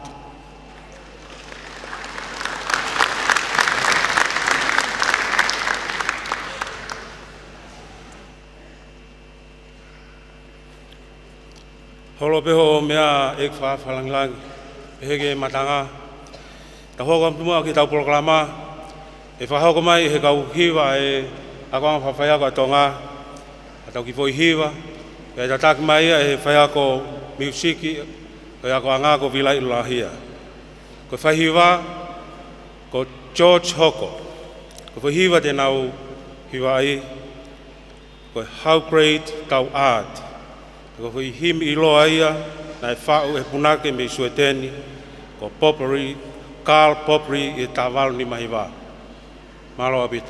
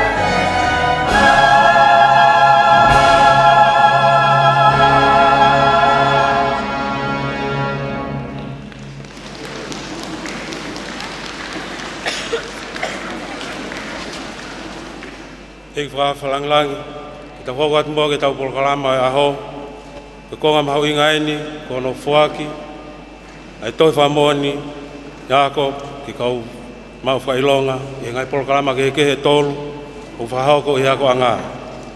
Ko polokalama ulaki ko Diploma of Education, i wā secondary, e whahoko atu, kono ui, e Aris Malafu, ko i tahaya kau tokon pule, o i hako anga, malo, Aris Malafu.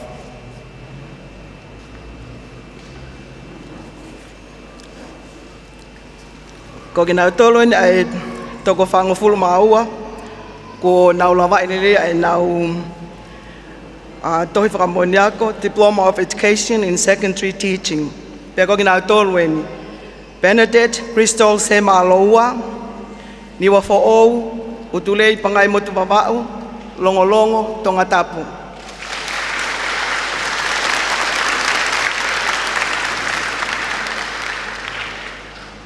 Erika Whitney Tukuafu Fonua, funga ngalu kilo matahau, tau one siriva nau toka.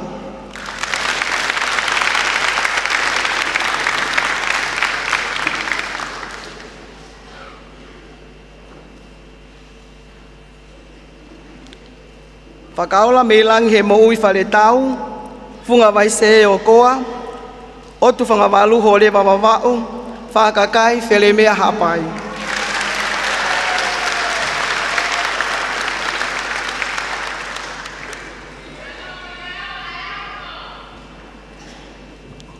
Whale mama hawea lātū, otu mo'omua no muka hapai, maufanga, kolomotua, hoi nofo fasi moiafi.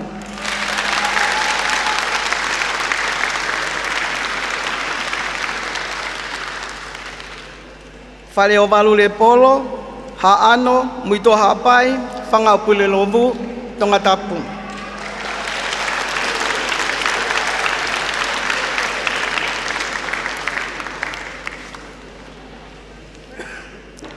Polau la atu, tungua, hawhewa hapai, niu toua tonga tapu.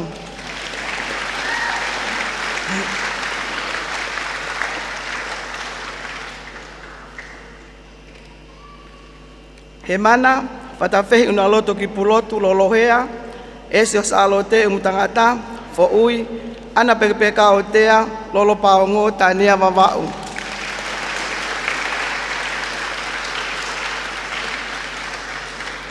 Joy, Lili, Lute, Christina, Eugene, Tuitupou, Mapuhoia te volo, Longolongo, Sopo o Tafa Ahau, Loto Kolomotua.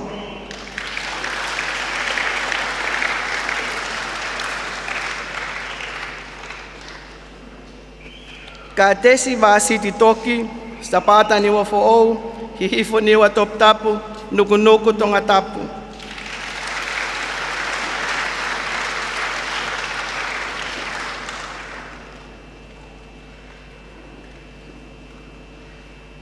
Laumanu, Kristina Hawafi Taufa, Hawakatolo, Nuku tonga tapu, Falehau niwa top tapu.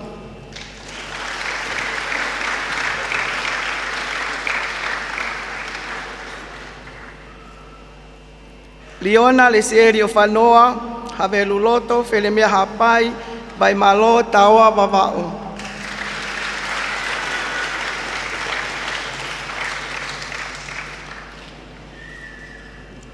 Lisa Kaufusi, Koloa, Falaleu, Niaftahi Vavao.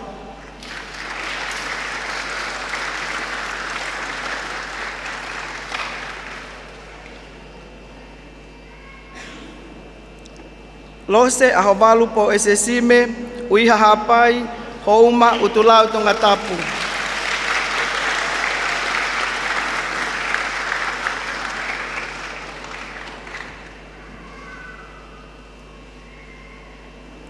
Lupe tali kilangi he apitanga toi tuu ba atu itu imanu, utui, hunga faleloa, koulu hapai, nofofoa motu.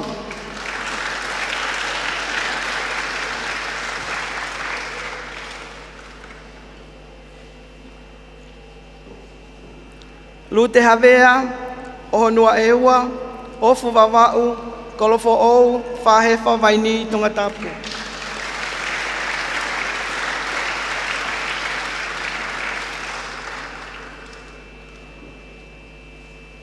Maria e nisi lolohea, tataka motonga, sapaata, novo fata ulua eua.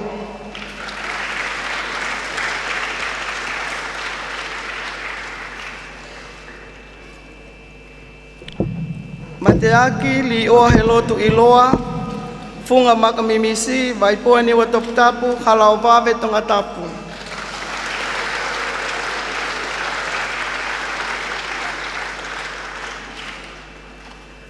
Mele, falenga mesi poni, koulo, lei matua, pea, kolofo ou, kolisko tupou.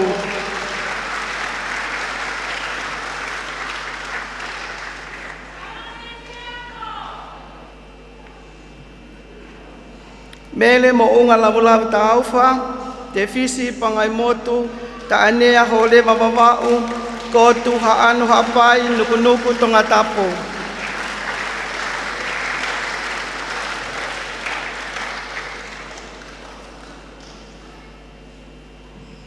Mele tumo e whare papalangi, niu toua, talafo ou, kolovai, fitu iu ka mea tufo vai eua.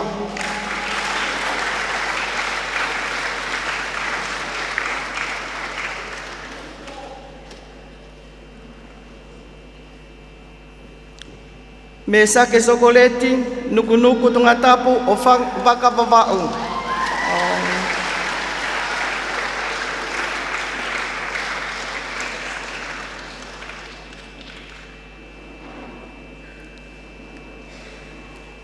Narita habiri latu, pangai hapai, holonga vavau, hateiho vai kopuna pea tonga tapu.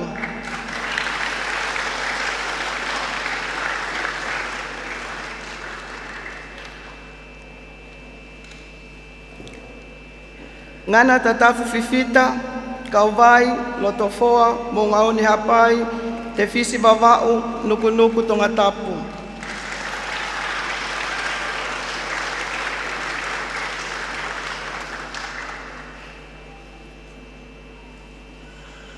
Ongo alupe wakauta, maufanga, tuataki langi, sapata ni wafo ou, pangai eua.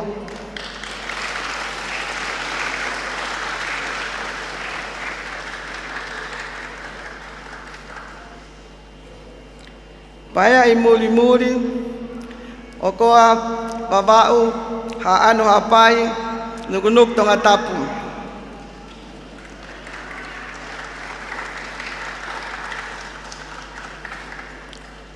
Pelesio patolo, tafahi, vaipoa, niwa top tapu.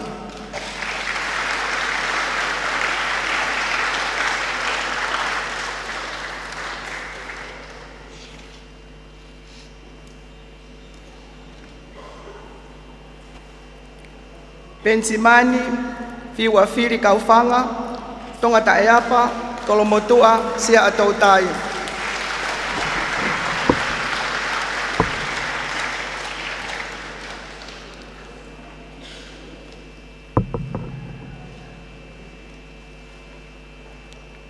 Sailosi, faonelua finau, tungua, hafeva, tongoleleka hapai, tuanuku vavau, pea maufanga tonga tapu.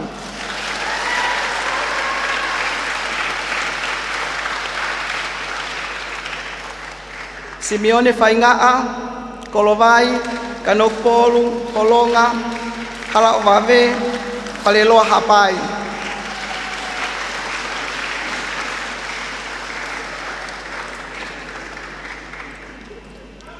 Sione kaufusi, talanoa moeea, whakaospolau, matamaka, longomapu vavau, kauvai, haano, felemea, tongoleleka hapai, fahefa, kalaau, kolomotua tonga tapu.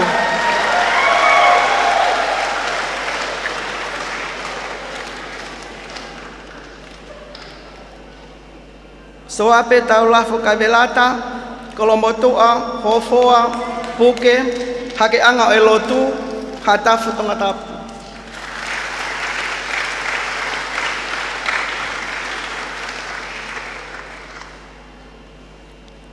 Stephanie te wataai, makave longomapu wheletoa vavau utulau tonga tapu.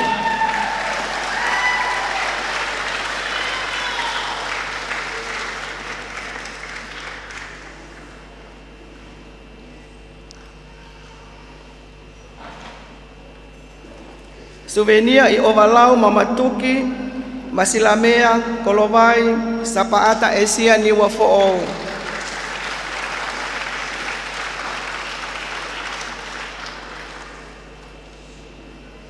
Talau mo ka foa ngini-ngini o folanga, te ekiu, whahefa, tuatakilangi, futu, kolomaile eua.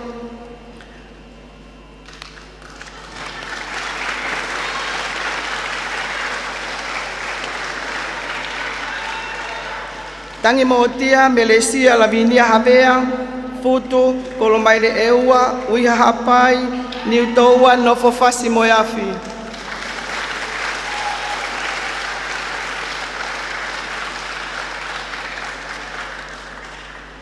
Tō whaamafi, utungake, okua wawau, hamelu, tongatapu.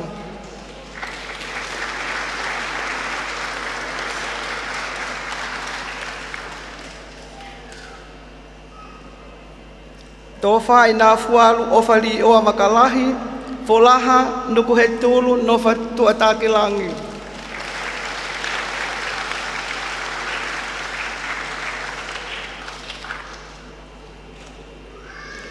Tupou, whaleola talifolau ki Oronos, tupou, utulau maufanga hauma, o te awawau, vaipoa niwa toptapu, sapaata niwa fo'ou.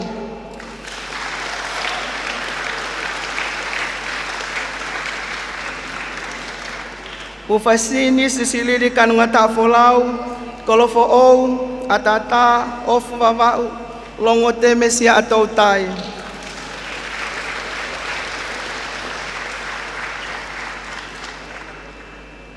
Uinita alisi piwela minoneti, tafahi vaipoa falehau niwa toptapu, pangai hapai, o tea falevai wawau, haamoa no follow mai viti.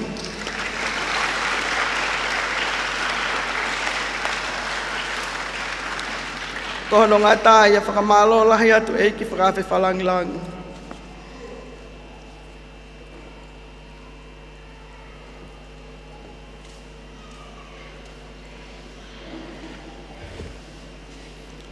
Aloha bito e whawhalang.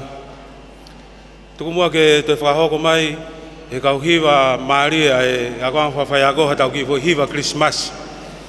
E whakaholo aki e mea e mātanga. Ko ki fo hiwa te nau hiwa ai ko e Christmas Fantasy. Ko e whao ia e Gordon Langton. Ko e whai hiwa ko Sosiua Frisonu. Aloha bito.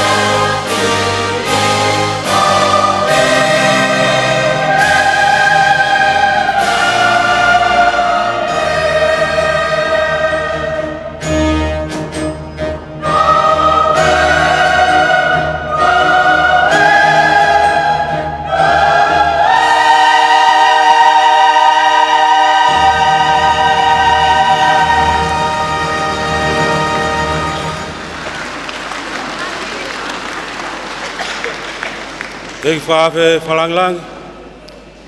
Tumo ke tau hoko atu ke tau polokalama. Kono whoa ki ange. O e toi whamoni ako ka tiki nau tolu ko nau ikuna. Ai Diploma of Education for Primary. Pe e whahoko atu ia e ofina ai polo koka. O e taha kau tokon pure ako e ako anga. Pe tau whaosi aki. Ki nau tolu ko nau mau ai toi whamoni ako ke Bachelor of Education o Tonga Early Childhood Teaching. Pe whahoko atu ia e mele Tonga ala tini whinau o e taha e kau tokon pure ako o e ako anga. Malo.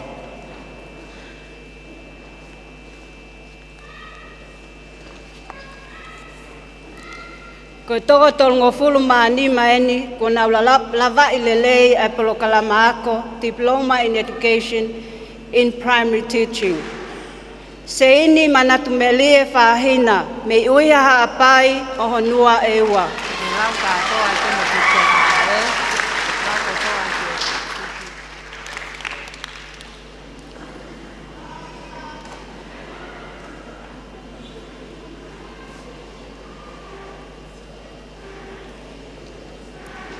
Malia whakaosi me tawhahi whalehau waipoa hihifo niwa toptapu moha te iho.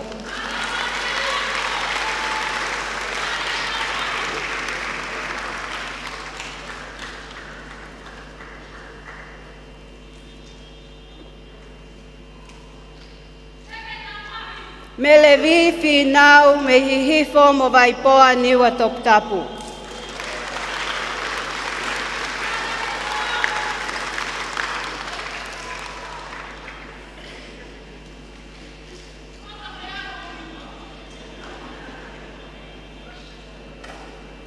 Tu yasi whinau me whaamotu pe mo lawenga Tonga.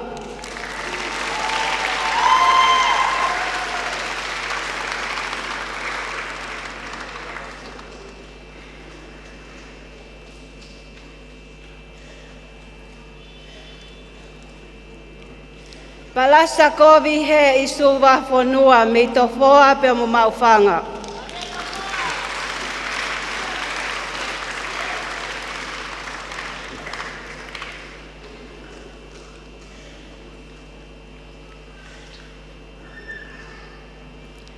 Mate ki he lea funaki, futu ni wa fo'ou, haafewa haapai, vai ni pe mohou matonga tapu.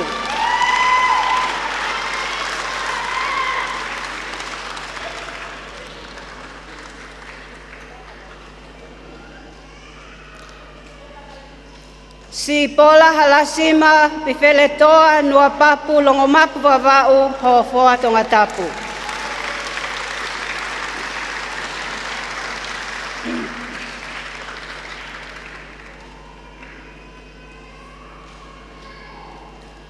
Ako sita i leina kuli kefu, mi haafewa haapai pe motoro mololo.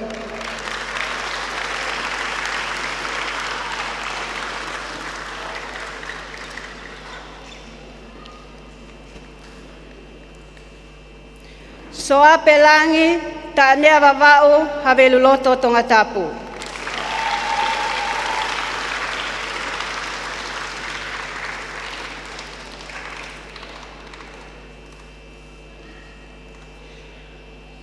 Melena ite inoneti lilo pau, tonga leleka haapai, te fisi wawau kolofo ou tonga tapu.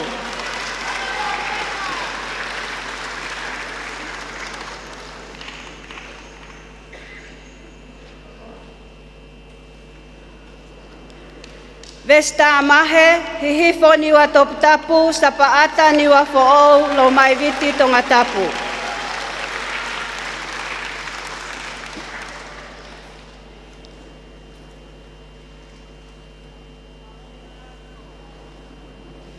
Pauline mahe, me funga vai se, va nuka nuka, funga tuftele va vau, koloka kala tonga tapu, kolonga tata haafewa haapai.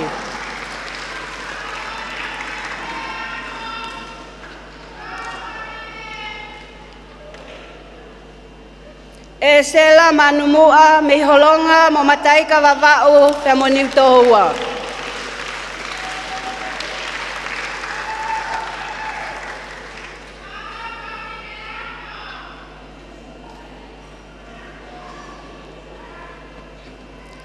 Seluvaia Atelina Vecina en Manuo Fetoa. Mi vakuho tongata eapa kolomotua tongatapu.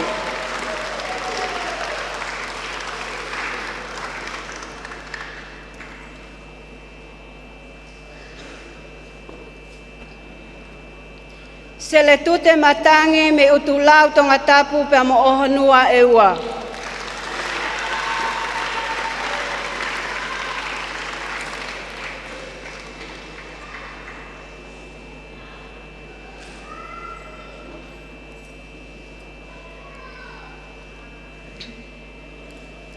Kevin Matui, longo mapu vavau, ohonua eua nofo tuatakilangi.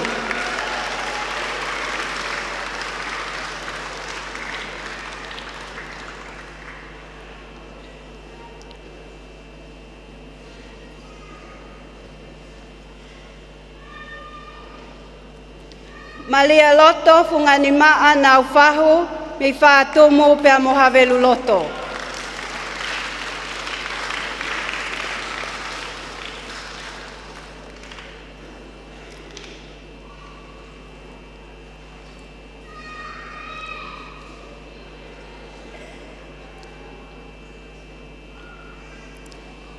Te vita wakatapu nunu mi walehau niwa toputapu o koa wawau pe moniu toua.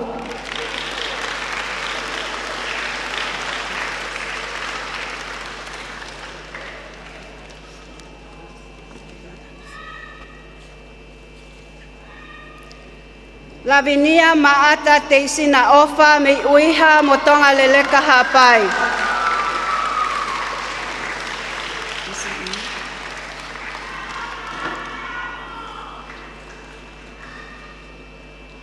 Catherine Vasi Tayamoni le ota paasi, fata ulua futu eua ha to'u pangai hapai motofoa.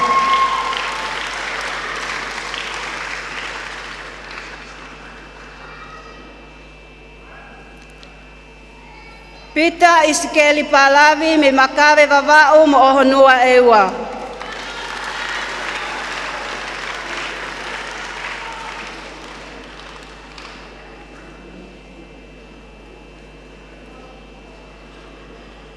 Le tiola paea i wahanoa Pascala mi longo mapu mo haki o wawau polaha tonga tapu pe moniwe.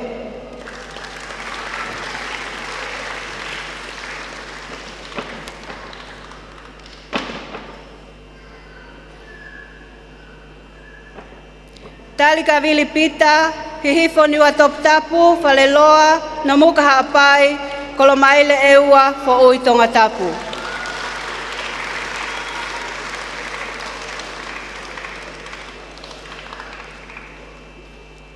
Te vita sai paia, pangai motu wawau, hawaka tolo tonga tapu.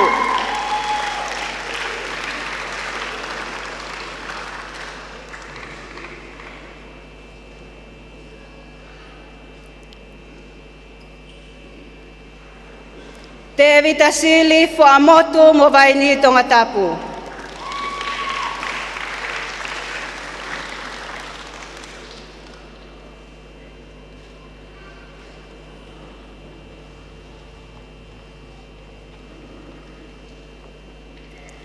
To akase aki meta mo uihe ke lesi tai. Me funga a fitu holo peka haapai, paintu ua havelu loto tonga tapu.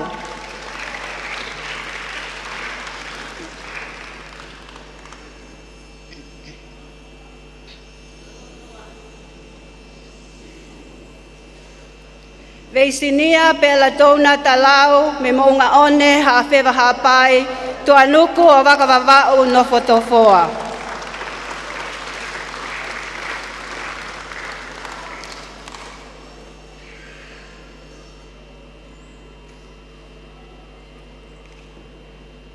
Afa silimanu taufa me nomuka mo pokotala haapai mo tauliki.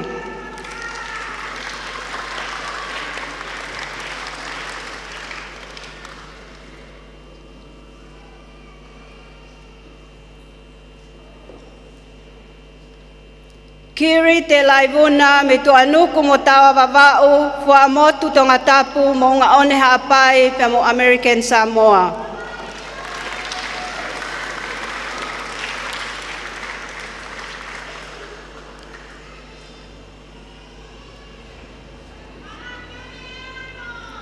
E me line tu pou tu ifua me whale vai vavau ha atou hihifo haapai pangai e ua.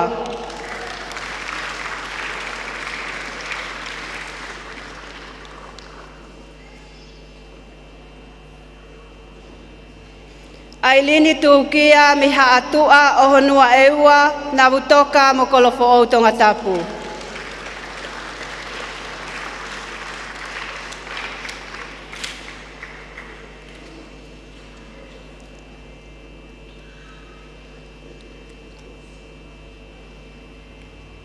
Victoria Kalenta tukuafu petani eua pe mo kolofo o tonga tapu.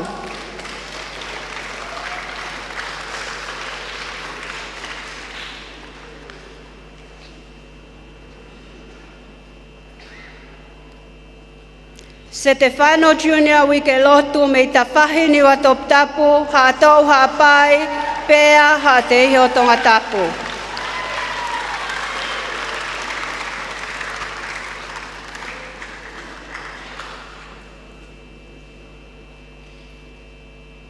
Mo ui he lotu tu amelie ki Greenland vea me taoa mo nua papu wavau ha whewa haapai tala wavau.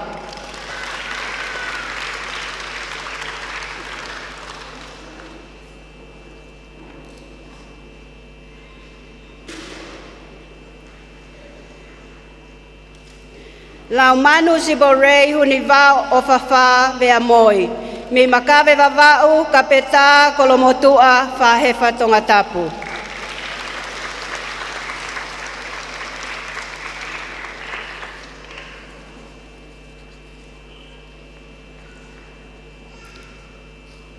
Kole ke tau whakaosi ai pe kia ki nau tolu ko nau lawa i lelei ai polo kalama ako, whakawhai ako, mo mau whakailonga Bachelor of Education in Tonga Early Childhood Teaching. O lawai lele ia e he toko whaa koe ni. Heni lieta taulani ka atoa a liki. Mi whahefa ha otu ha wakatolo tonga tapu. No muka ha ano whaleloa ha pai.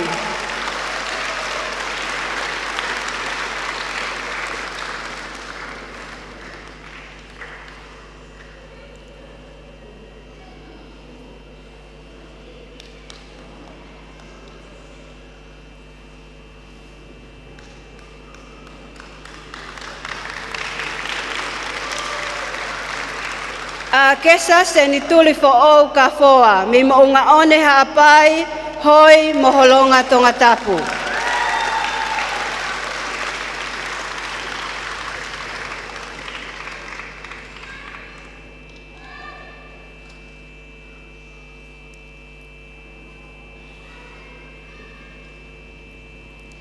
Elisabeti ofa ki Osaka Makalomu. Me tonga leleka haapai, whangau pilo levu haa te iho tonga tapu.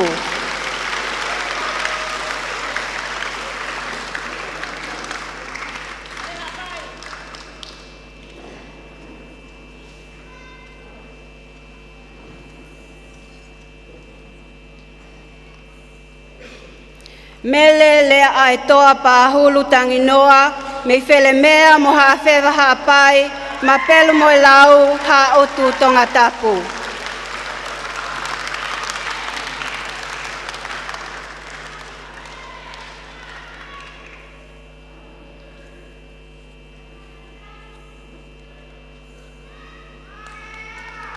Whakamalo atu eik whakalangilangi.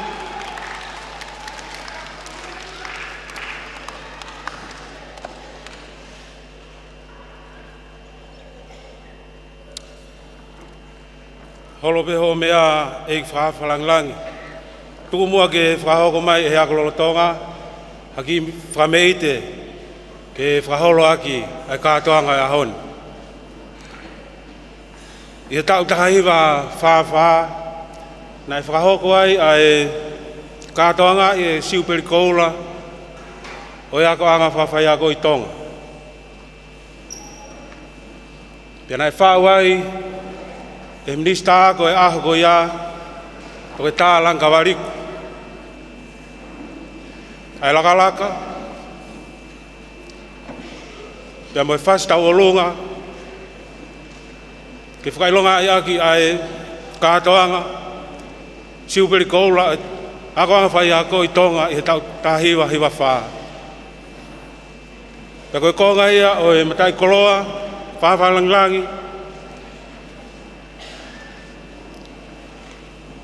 o kei whenga e kosi whawhai ako I nau tauhi, e matai koloa, ai eki minista ako, kone mamao atu, tapu mo wheituona, ka koe eiki, ai wheituona. E nai whakawhasi, ai whasta o lunga e whaiwhikau, toke tāso tame hawea, kone mamao. Pe ei ahoni, monu ia e akwanga whawhai ako, una umao e punake, ni lolo halai walu, ko mapo talau, ai kui loa ko whailo tau wha, na ni hanga whakahaka, ai whasta o lunga koen. Pea koloa ia, ai akwanga whawhai ako, ke kei tauhi, e matai koloa, ko tuku mai he kauholo mua I he malai ako. Malo, maa upeka tau lunga, whahoko mai.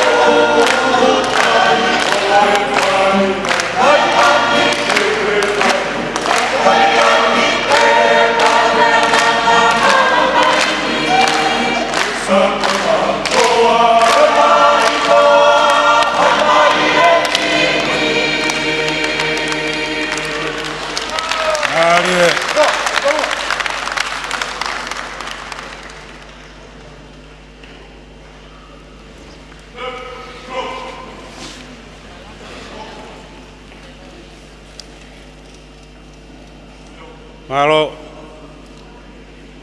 Malo at ke yang faya ko he famete ko hoko.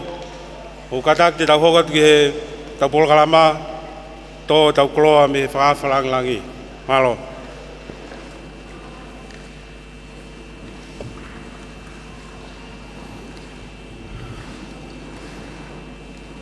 Tamu tua mafi o kafio o tau loto nga.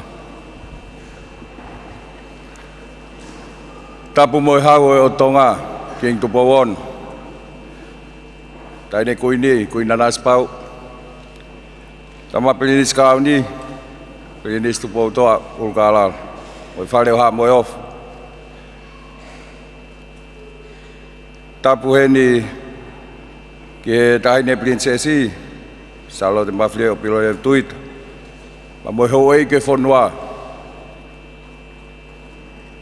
Tapen ka fai fekau pilivak mo halot. Tap ke mafto ki fai mam a matapule.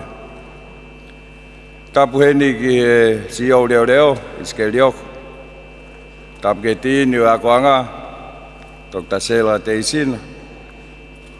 Tap ke pule ako kau fai ako oi fana wako ko tope. Pai tap makehen ki interim VC oi universit Fonua Tonga tok tatangkina stin. Ya tapu ke sola mai vulang. Ata moa ke fa hoko atu ai fatongian. O go to mua tu go fa feta ke o to mafi. Ye de fratu talelei. Tau tol ko toa ke to mui. O fa haita u fakako o wa fe wo wa. Le ngo ko ta u fa ngata en. Bolahi hono nga pole. O hoko ai ke motuhi ai.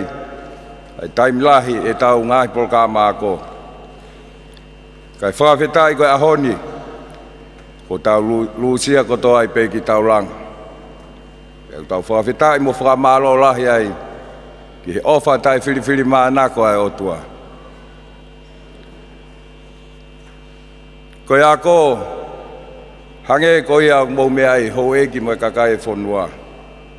Koe tahai matai, koloa maho inga taha ia a Tonga. Tal me ane afi, kau kei tolonga mai o lau i tau tangata. E kei whakamahino koe ako, o wikai koe tau mua ke mawai ha mo ui. Ka koe ako, koe mo ui ia. Ko ha whanua, o nau maho inga ia, mo whika uluaki aki, e nau ngahi tau mua ngā we, a hono ako i hono kakai. Ako i ke mau hapoto mo ha ilo. Aia koe koloa ia e otua. Koe whanua mālohi ia pia mo tu uloa. I he tapa kotoa e mo ui. Pia whakamooni ke ai. E lau ai palofita. E hoko ai poto pia mo ilo. Koe mālohi o kuonga. Pia mo i whakamo ui. Iene pehe koe pōre ia ka ki tau tolu, kau whai ako maa Tonga. Oku iho tau awhini ma, ai malawa, ke hoko a Tonga ko ha whanua maa lohi mo tu uloa. E mga tuonga ia i e whai o skia velenga, mo mate aki, ho tau whatongi ia. Ono teu i moa koi e tau whanau, ia mo tutu. Ai mama. Ki mamangi ai a Tonga he koe ni mui kahau. Pea ka pau te tau whakamua nima, ho tau whatongia mamawhani. Pea moni ai fuafua tō wholofola malanga, ai urak wha. Ia hosea vai whawesi ono. Oku auha, hou kakai, koe masiva ilo. Koe uhi, ko ke liaki ai ilo, te uliaki koe moho o whanau. Koe uho ia, Koe mawhatutu ke whatongia. Ai whatongia au amanaki ke moufu e sia kau whai aku. Kai hoko a Tonga ko ha whanua maalohi.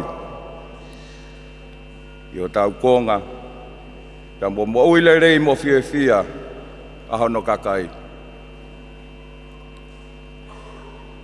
Tau wakai pe ke he ue sia lahi e tau whanau. E hake uta mai a ngai palparema ke he whakasosiale. Kau ai Facebook, social media, kau maa whoki ai whaitō kona tapu. Weau ia ki tau tolu. Ia wai e tau kaunga lahi ki ai, kau whai aku.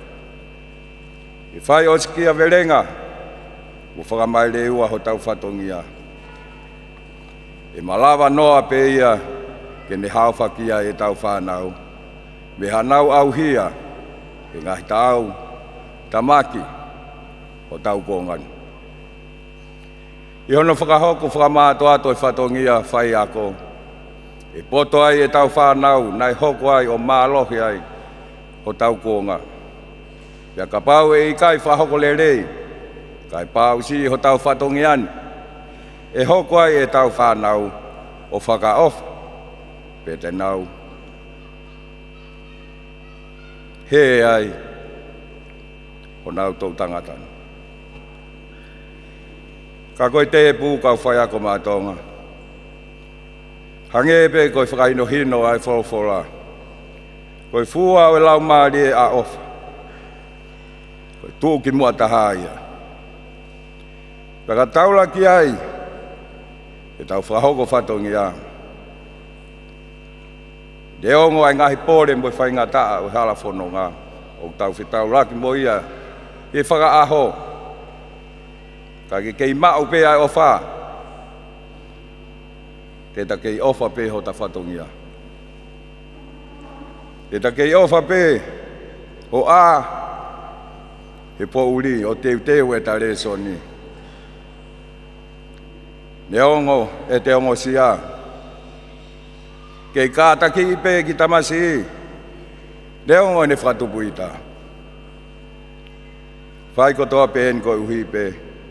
O ki tamasi, pe ki tāhine, mohono kahau.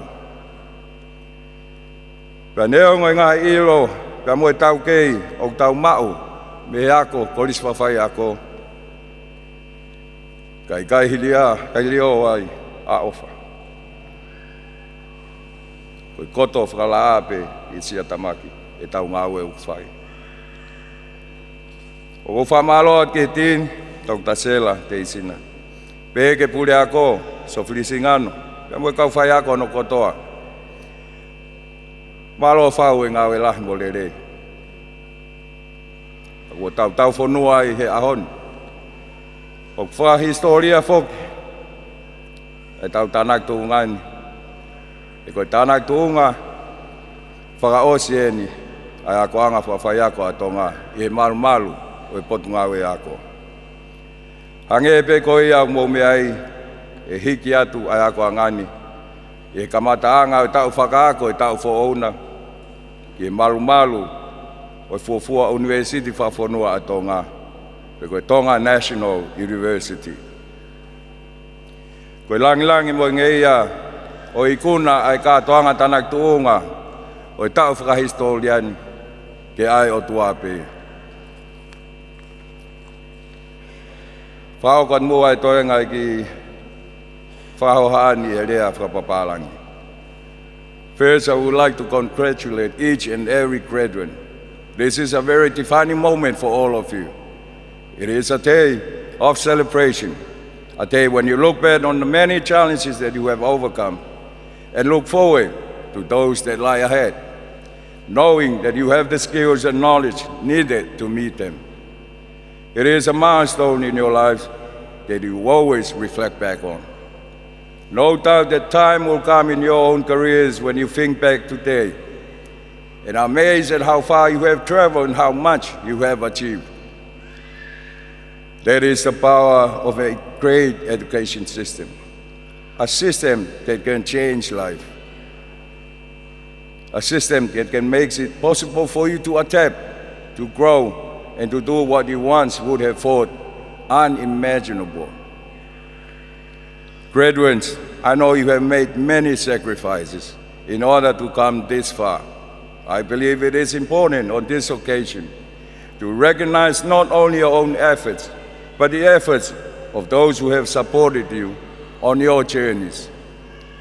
The opportunity to pursue higher education rarely comes without a cost to those supporting you, whether that cost be financial, or whether it involves sacrifices of time, or the delegation of responsibility to allow you, as the learner, to focus on your studies.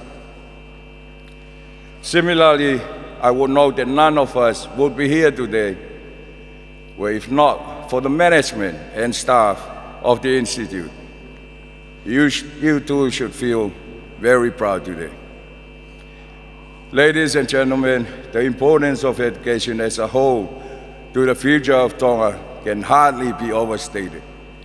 Its importance to Tonga and their critical roles in achieving a bright future for our young generation is also supported by the Tonga Strategic Development Framework through the set of goals of improved education and training, which encourages lifelong learning of academic and vocational knowledge by all people, so better equipping us to make active use of the opportunities in the community, the domestic economy, and overseas. It has been proven that investment in education, particularly skills development, is critical to accelerating economic growth and improving the nation's well-being. And this is exactly what this institute should be focusing on. It has been said, the world economy no longer pays for what you know, but for what you can do with what you know. This challenges not only the content of what we teach, but the ways in which we teach. Graduates, you are the kind of individuals that Tonga needs to build both our public and private sectors. We need to make a difference. We need those values of Whaiako Mā Tonga, planted in you in the past 2 or 3 years, need to be tailor-watered and to be flourished to contribute to the mental, physical, and spiritual development of our children, and eventually the growth of our kingdom.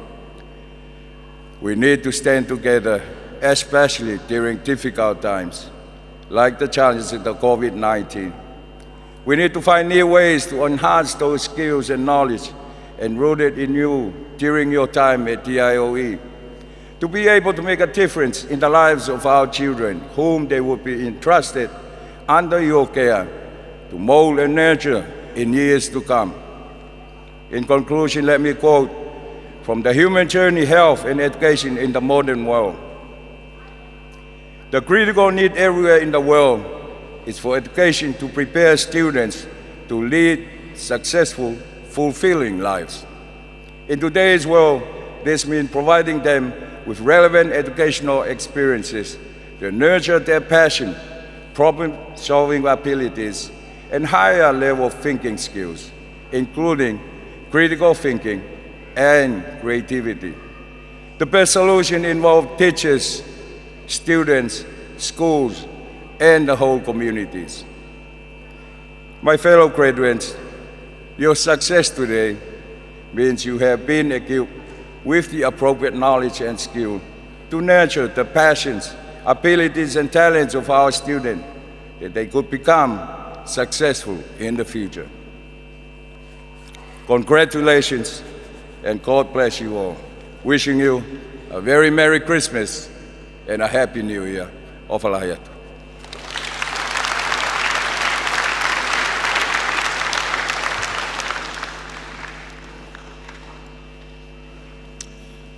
Malo abito e whawhalangi maukoloa ki katoangan.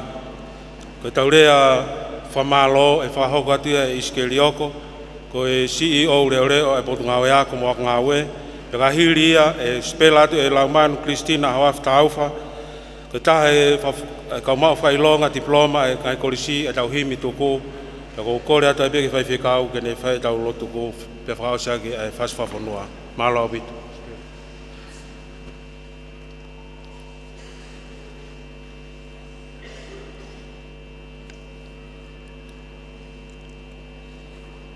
Mafutog whare mama. Watapu e katoa ngani ko hake. Whamore more pe ka unga atu ai. Wapapalahi ki e pare mia Tonga. Ko e whawhalanglang ia o katoa ngani. Honorable waka Ameriku. Ko e ngistake a ko mwak ngā we. Tau whaftai behi o toa maf ne alo ofa. Ne ongo lo matolo ngai whaingata a. Wako tau hao mai. O whakakato e tau amanaki. A tau kaua e katoa ngani. O kou whafongai e whaohaani e pungai a ko mwak ngā we. Tin o e ako anga pure ako. Kau tokoni pure, kau ngā ue. Mafto ki whare mama. Pea moe whanau ako. Ai ako whawhai ako ato ngā. Ai mau whakamalo loto honga ia. I whawhalanglango e aho. Honorable waka Ameriku. I lau maari e rei e wheituuna. Kai kau whatamu ki mautolu. I ono whakailongai. Mo whake e ngai whamoni ako. Toi whamoni ako. Ai whanau ko nau whakakato. E ngai whi mau.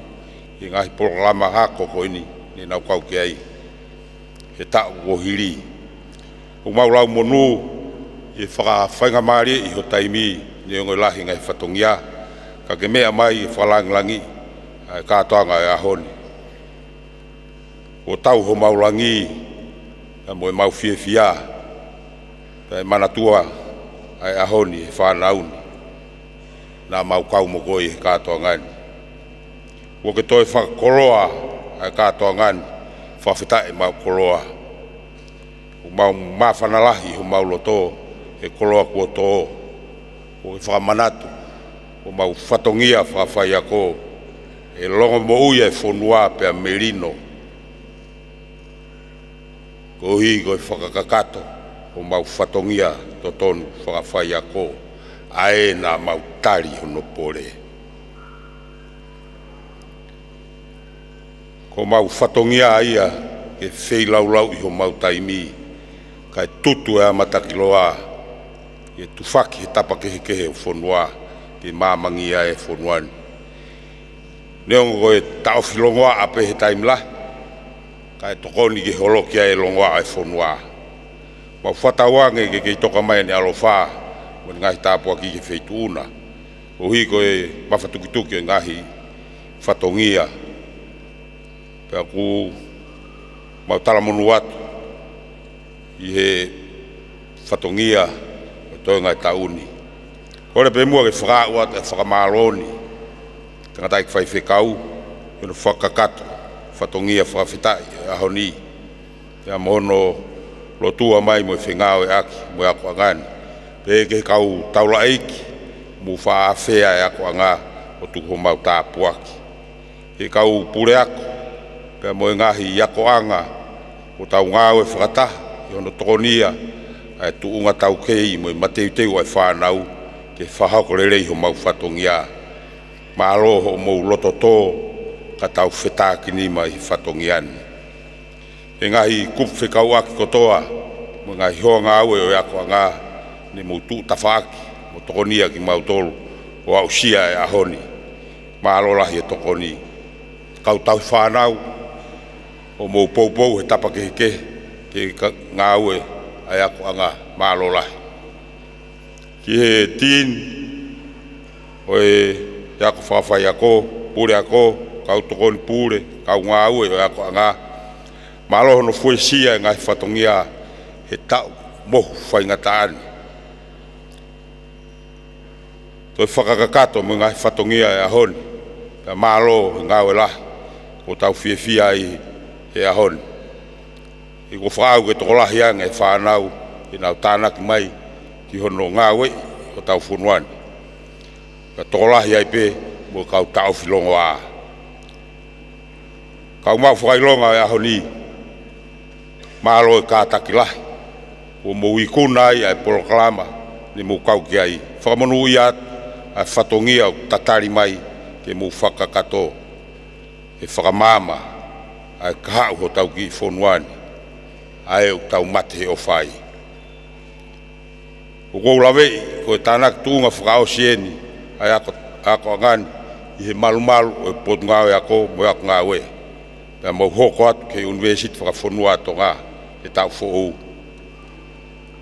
mo manatu mau mai pē kau ka whakatangi atu pia ke tokanga mai e nā ku popongo hake koe talu mei mua mau talamonu atu ki he step whoou mo hanganaki ai i he ka au kore whakamore atu ka bau waha tō whatongia o i kai tuha mo amanaki ha whawhotunga o i kai tau mau hufanga he lotu o kou whatawange kei toka mai ni alofa ke whakausi osi e tau paka tau au sia hoko mai pinisi o merino e tau maha Christmas fia mo tau whoou mo tāpuaki tua whatu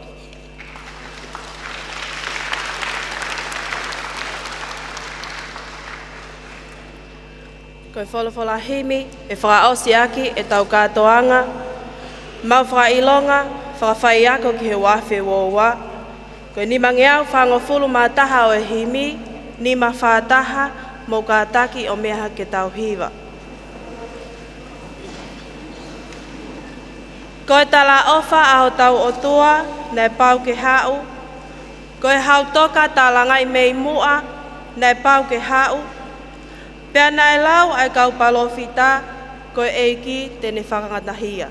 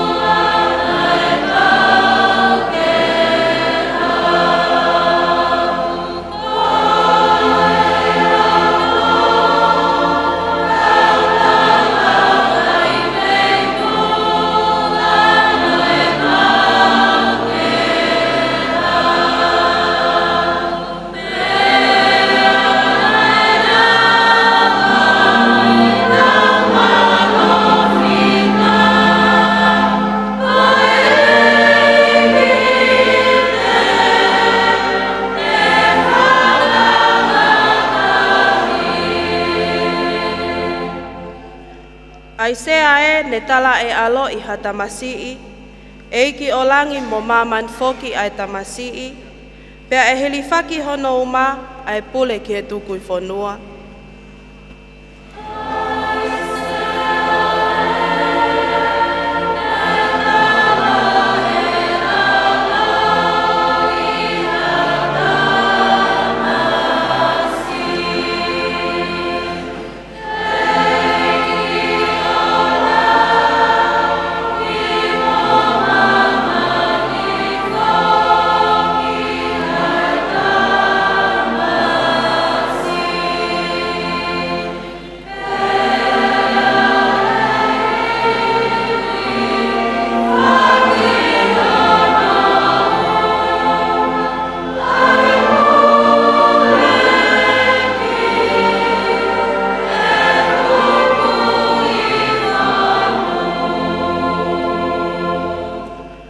Kalau nilahi mo e uhuafa e aiki ai, te unga kotoa he ngahi puleanga e aiki ai, pea e tae liliu hono hau o ona ai ko eni mo ka hau.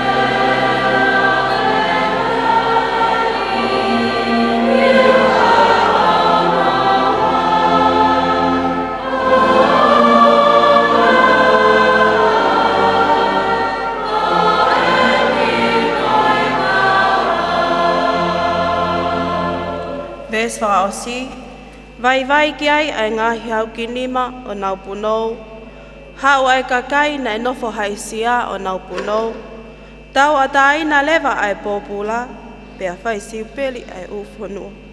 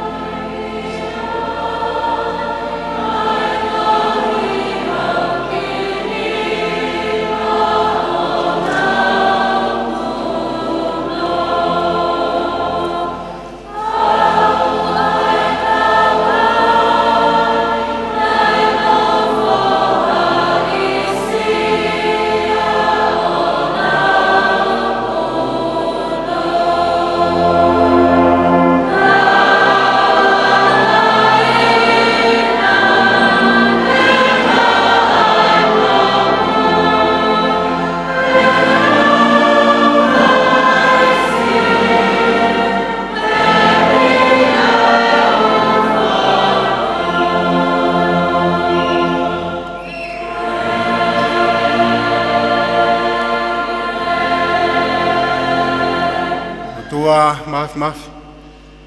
Ko mau ikuna e kātoanga whakakoloa, mo whakawhiwhia e ahoni, ko ho a whioheni pia moku mautonu. Tu mua ka mea atu ai ekpare mia o Tonga, ako minista, pot ngawe ako, pia mo e ako ngawe, ka koe whakalang e aho. Ona bol, hoa kawa meiriko. Ka mea atu ai CEO, reo, ka mai kau ngawe, potu ngawe, ai tareki ta api ko sio atu, ya mo kau ngawe, matua tau hi whanau, kau mai whanau ako ko mau maalari he ahoni, ai kuna kafa ko nau whai. Tuku ke whoki koto atu pēa e langi, ya mo gloria ke o ai pēo tangata. Ko i krese ai ki ko Sisu Christ, whalahi ai o toa koe tamai. Whio hi moho lau maari e maoni. No fo mau hao whai e te mau tolu e aho koe ni. Ke whai peo tai ngata. Amen.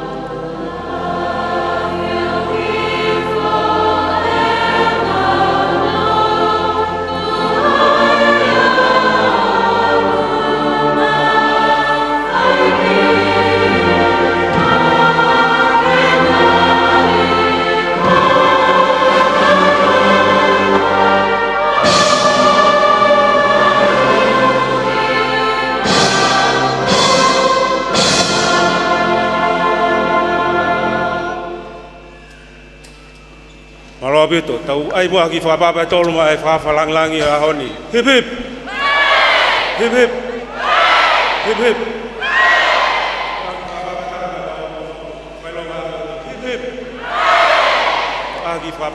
Peko e kakato ia ai programa waki fo longa mai tana tunga ko ia peko krisi fo faiako ko no fimu mama lueni o katonga peni pe katonga fausia pe koni na mal ko ia pot na ko na ki atu ki no se to no atonga I he tau ka to wal from fa e honi e kon ko ia tolu ko diploma of education in secondary schools diploma of education in primary schools pe mo to fa bachelor of education in Tonga early childhood education Padang ini outlet ya tu programa ni I live stream ko ia Broadcom FM broadcasting bebe vokile te oval fitu poni ni ma ko kawata maki I padongani me ta ko live stream la we pi junior lea be voki arbate junior kisina borea ko da level 4 me le te oval fitu poni ma me sa ka vamo kioa me holo pa mana tu ko SALOTE Kau saya selamatkan, mau mea.